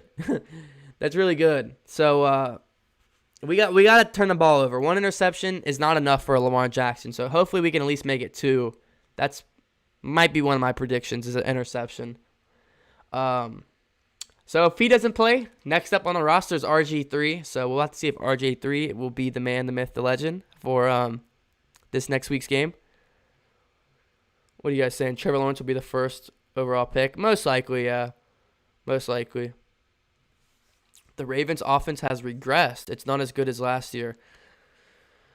They did not look good against high competition in the Kansas City Chiefs. They did not look good. I will say that. I had mentioned that Lamar, even if he plays, I think they'll be holding a lot more hesitant when it comes to scrambling. Exactly, which is huge because he's the rushing leader, and he might be hesitant to rush. So, exactly. I mean, that might be huge. Lamar will take a few hits this game. It could slow him down early. He still has a great arm. I don't think it's great. I think it's good. At least that's what it looked this season. So, against the Chiefs, it did not look great. But I think it's good. But if you can make him have to throw, would be in a good position for picks and turnovers. I agree. Rushing. Lamar Jackson's the rushing leader, 235 yards and 1 touchdown. So he has 8 total touchdowns on the year and 1 interception and 1 fumble. So he has 2 turnovers with 8 points scored. So Gus Edwards is the guy next up. Gus Edwards, 27 attempts, 167 yards, a 6.2 yard average. No touchdowns, I believe. Yeah, no touchdowns. Mark Ingram's next up, 34 attempts. Mark Ingram has the second most attempts behind Lamar Jackson. So Mark Ingram gets the most attempts for running back, and he has 148 yards, a 4.4 yard average, and 2 touchdowns. And then the rookie J.K. Dobbins, 15 attempts, 92 yards, a 6.1 yard average with 2 touchdowns. So we see that they have 3 running backs plus a rushing quarterback. So it's not like we don't know what they're going to come out and their game plan is going to be. But yeah, I mean, that's their rushing attack. They share it pretty well. And then obviously Patrick Richard, the fullback, who is a really good lead blocker. They're probably going to have to utilize him pretty well. one bad shot at Lamar and the game is over for Baltimore. Hey, man, I don't want to risk no injury or a dirty shot, but we'll have to see. What's up, Jose? WHODEY, my man? Thanks for joining the stream, buddy. I think there's a chance that a fight could break out. Then it could get chippy, man. It could definitely get chippy. Especially another late hit on Burrow or a late hit on Lamar. Marquise Brown, the number one receiver, 16 receptions, 242 yards, 0 touchdowns. And my man on fantasy, Mark Andrews, 12 receptions, and 12 of those receptions, 4 of them are touchdowns. Mark Andrews is huge in the red zone, man. 12 receptions and 4 in the end zone. That means 1 out of 4 receptions for Mark Andrews is going to be a touchdown. That's insane. Pick him up in fantasy. I hope you did, like I did. But hopefully he doesn't score this week. He could score every other week besides this week and the other week we play him. But 166 yards, 4 touchdowns for Mark Andrews. Willie Snead the fourth, who will have to step up big time if Marquise Brown is going to be out with an injury. He's going to have to step up huge. Only 10 receptions, 117 yards, and 1 touchdown.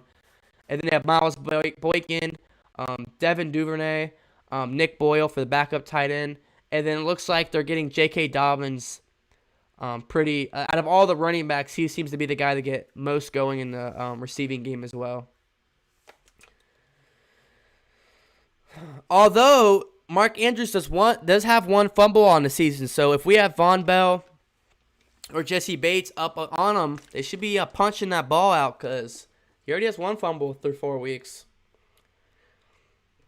Defense, Patrick Queen is their best tackler. He also has a sack and 4 tackles for loss and a forced fumble, so he is doing his thing so far this season.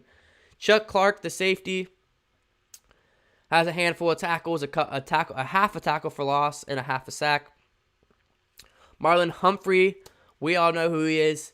23 tackles, half a sack, half for a tackle for loss, 1 interception, and 5 pass deflections.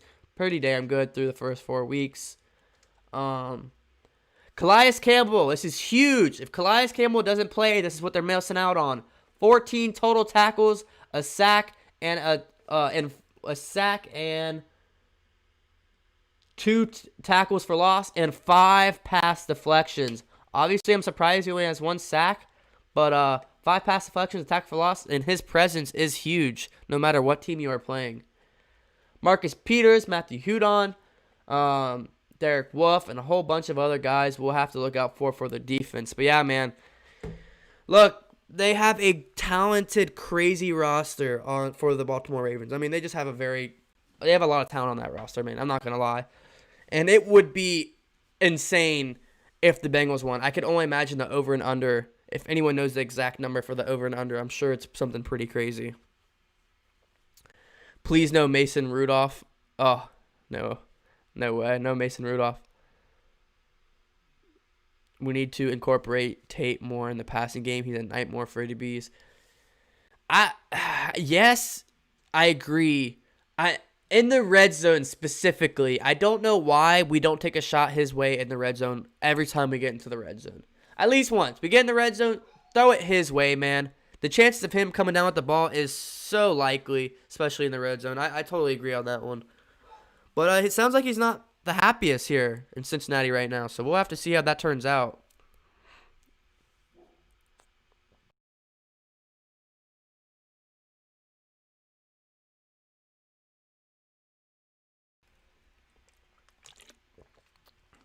Man, we're an hour and 45 minutes in. This is nothing compared to the game day streams, but still.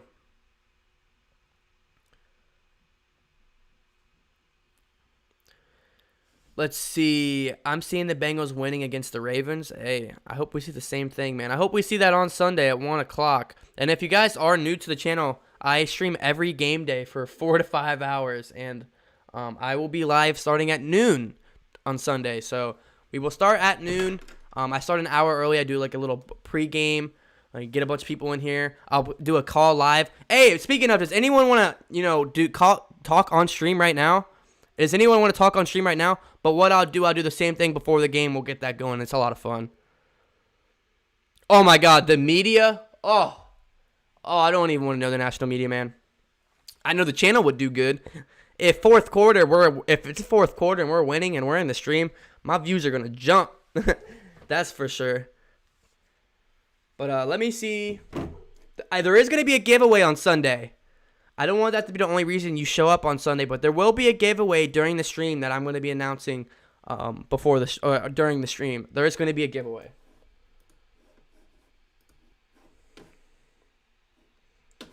But yeah, the media would be insane.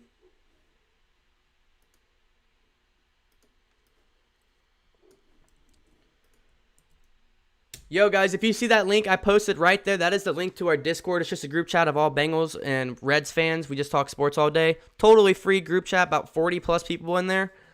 My goal is to get it by 50 on Sunday because one of the rules to join the giveaway is be in the Discord. So hopefully we'll get that jumping.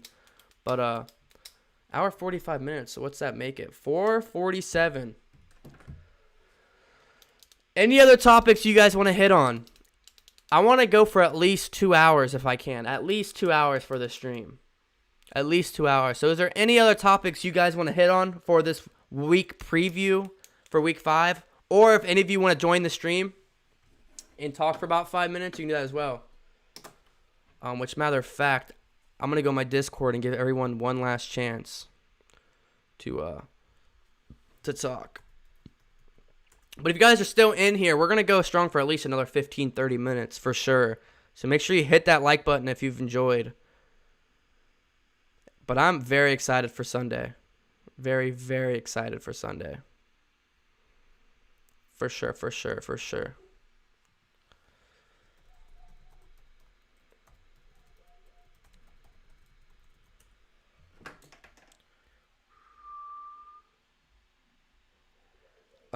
Let's see.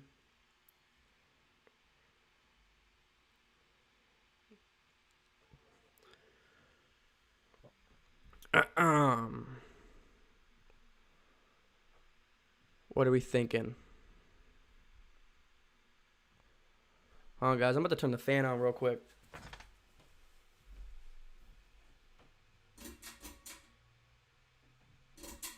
There we go. All right. Do you think we should pass the tight ends more? They've been playing good for us, Sample especially. Well, I think besides the interception touchdown Sample gave up, I don't think that was good play. But I think it's whatever Burrow's most comfortable with. I don't think we should go to the tight ends. But if that's what Burrow's comfortable with, then definitely. I think, Drew Sample isn't the best, and the backup Ethan Carter isn't the best as well. So it definitely sucks not having CJ Uzomah for sure. But, yeah, we'll have to see if we keep utilizing the tight ends. It's just our receivers excluding our tight ends. There's so much depth. It's hard to, focus tight end first. If that makes sense, we'll have to see about that.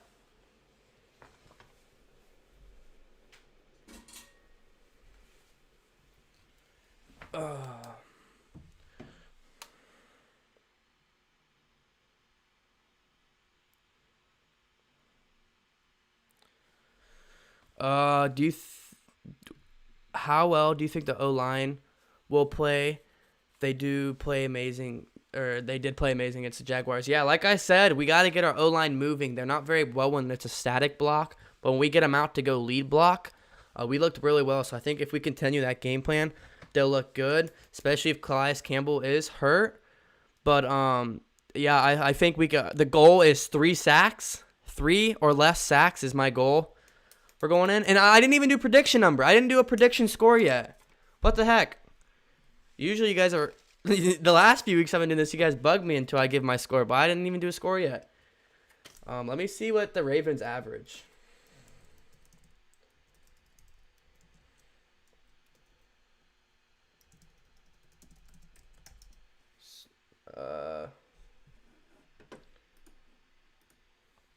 What are your guys' average, the score prediction? What is your guys' score prediction for Sunday at 1 o'clock Eastern time? What is your guys' prediction? Score prediction, excuse me. Let me know in the comment section right now. Baltimore is averaging 30.5 points. Wow.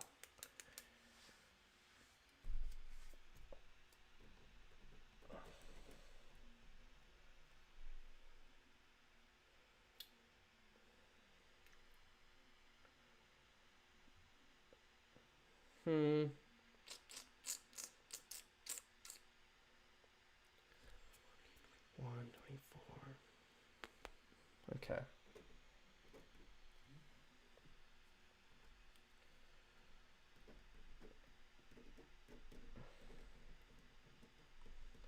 It's gonna be.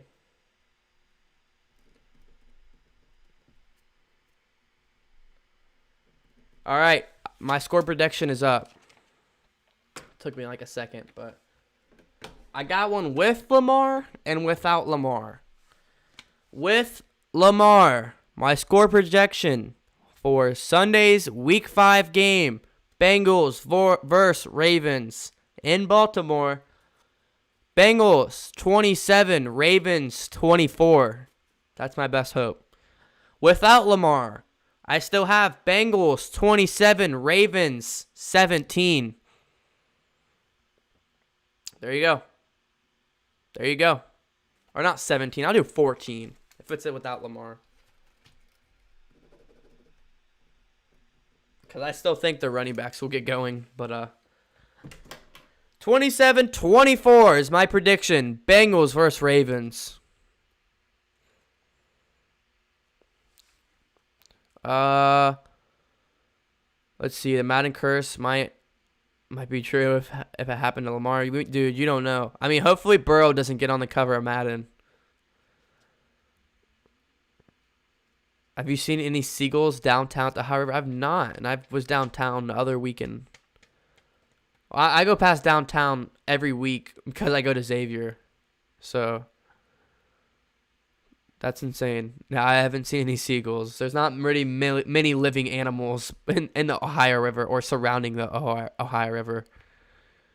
We will play the toughest division in football, and we will have to make a shot to make we still have a shot to make the playoffs. Not saying it will happen, but we could get hot with a win this week. If we get a win this week, it's definitely have a chance. But if not,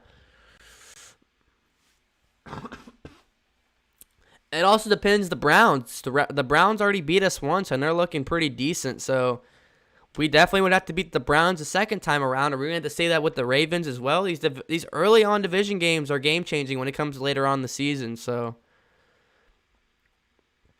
our secondary is ranked in the top 10 this year so far. That's amazing and such an improvement from last year. Yeah, Mckenzie Alexander has been fantastic. William Jackson's done good. Jesse Bates. Imagine if we had Trey Waynes too. Imagine if Trey Waynes would be healthy right now. Last year, Brandon Wilson got a touchdown return against the Ravens. I don't know why, but I feel like he could do it against. Hey, Brandon Wilson has looked pretty fantastic for majority of the time when it comes to returning the ball on these kickoffs. So definitely watch for it. And that's crazy to think because oh, come on, why can I not think about it?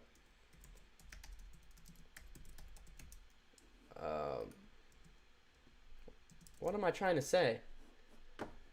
John Harbaugh, the coach for the Baltimore Ravens, before he got a head coaching job, wasn't he a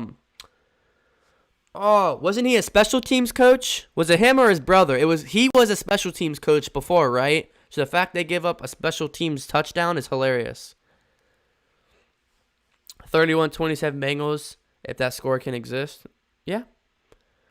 My prediction is Bengals 28, Ravens 21. I like it. So we hold the Ravens to 21? That would be a big defensive game for sure.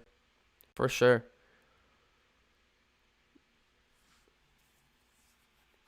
That's crazy.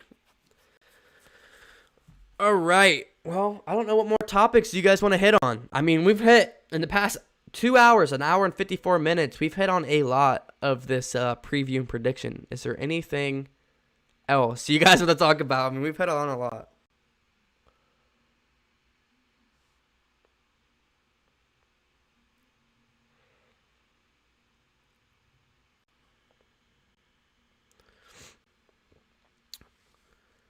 Come on, give me some good more give me a few more topics we'll end on.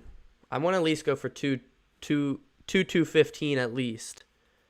We're an hour and 54 minutes. I'm trying to think of some other topics that we can get going about. I mean, if we check Bengals stats for the season. Ooh, I can get my player predictions. What am I talking about? So, you already heard my score prediction. Where is it at? I got to keep it ready.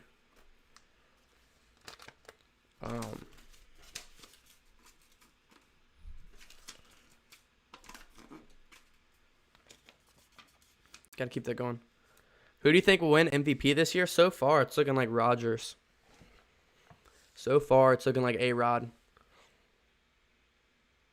So far, who do you think has the best connection with Joe Burrow? Tyler Boyd or T. Higgins, probably. Probably Tyler Boyd, number one, but T. Higgins is looking nice. Definitely not AJ. They are not on the mark so far this season. Anyway, obviously Joe Burrow, 1,121 yards. Joe Mixon, 315 rushing yards. Receiving yards, Tyler Boyd, 320. So he's on track to get another 1K season. Jesse Bates, 32 tackles, and LaShawn Sims with an interception. And hold on, talk about LaShawn Sims. He got picked on last week a lot, but he held his own for a decent amount. But he did get picked on. But I know DJ Shark had 2 touchdowns, so that's someone we definitely struggled with. You think Wilson will win? Yeah, I think it's definitely between Wilson, A-Rod. I think Josh Allen will cool off eventually.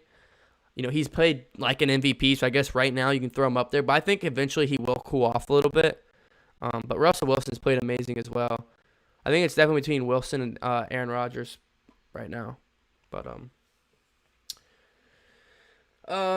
see, Joe Mixon's averaging a 4.1 carry and he has 2 touchdowns. So at 78 yards a game, we need. What's the over or under? You know, I gotta say Joe Mixon's definitely gonna get 78 yards at least, or we need him to win. We need him to. Receiving, Tyler Boyd, 320 yards and a touchdown. We need a big one from Boyd.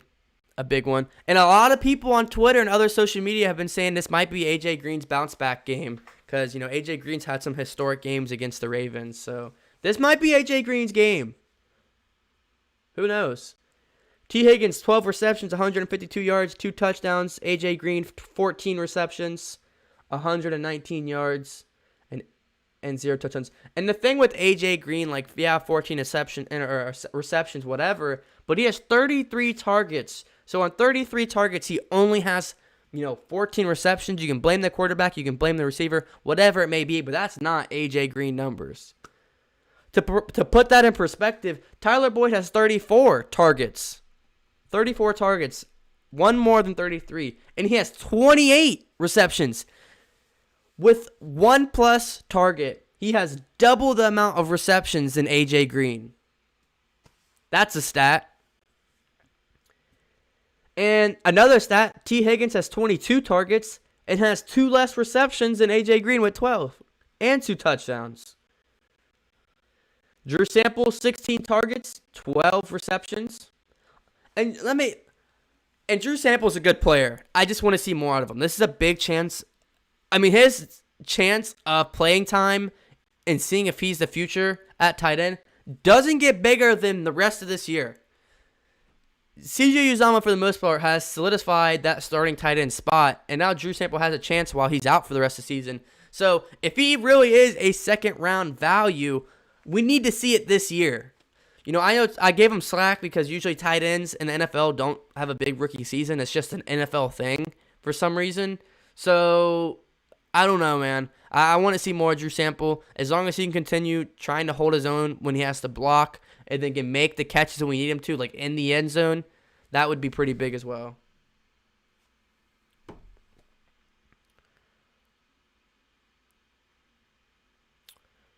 Let's see. I'll do a few more. And then if you guys have any last questions, previews, or predictions, let me know right now because we're going on 2 hours. We're going on 2 hours right now. So if you know, or if you have any last comments, let me know right now in that comment section before I head out. And don't forget, set your alarms, noon on Sunday. There will be a giveaway on Sunday stream. It starts at noon, and we'll be going live the entire game, so probably from about noon to 4:30 probably.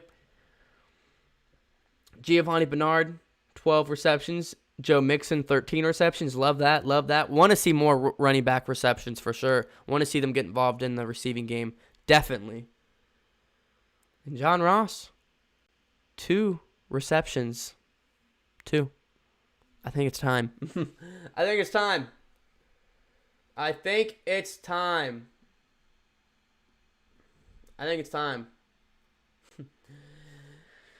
Okay, so I guess I'll wrap it up by giving my last player prediction. So I got my score prediction. What are my player predictions?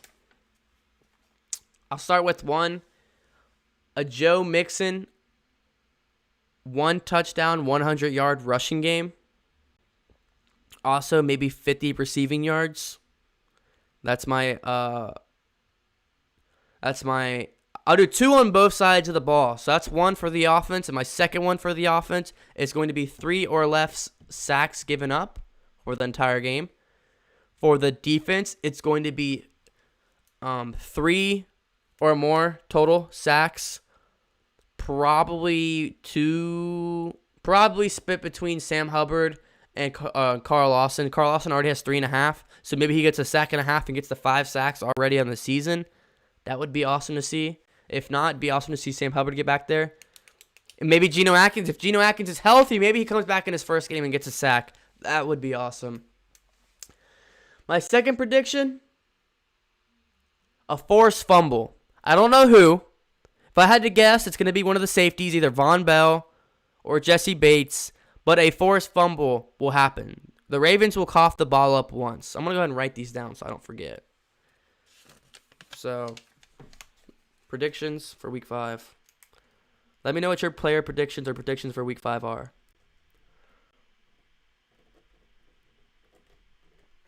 Got Mixon,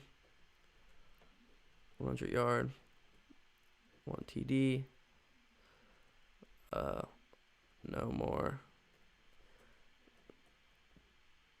than 3 sacks, and 3+ sacks for defense, and then what I say was the last one? Forced fumble.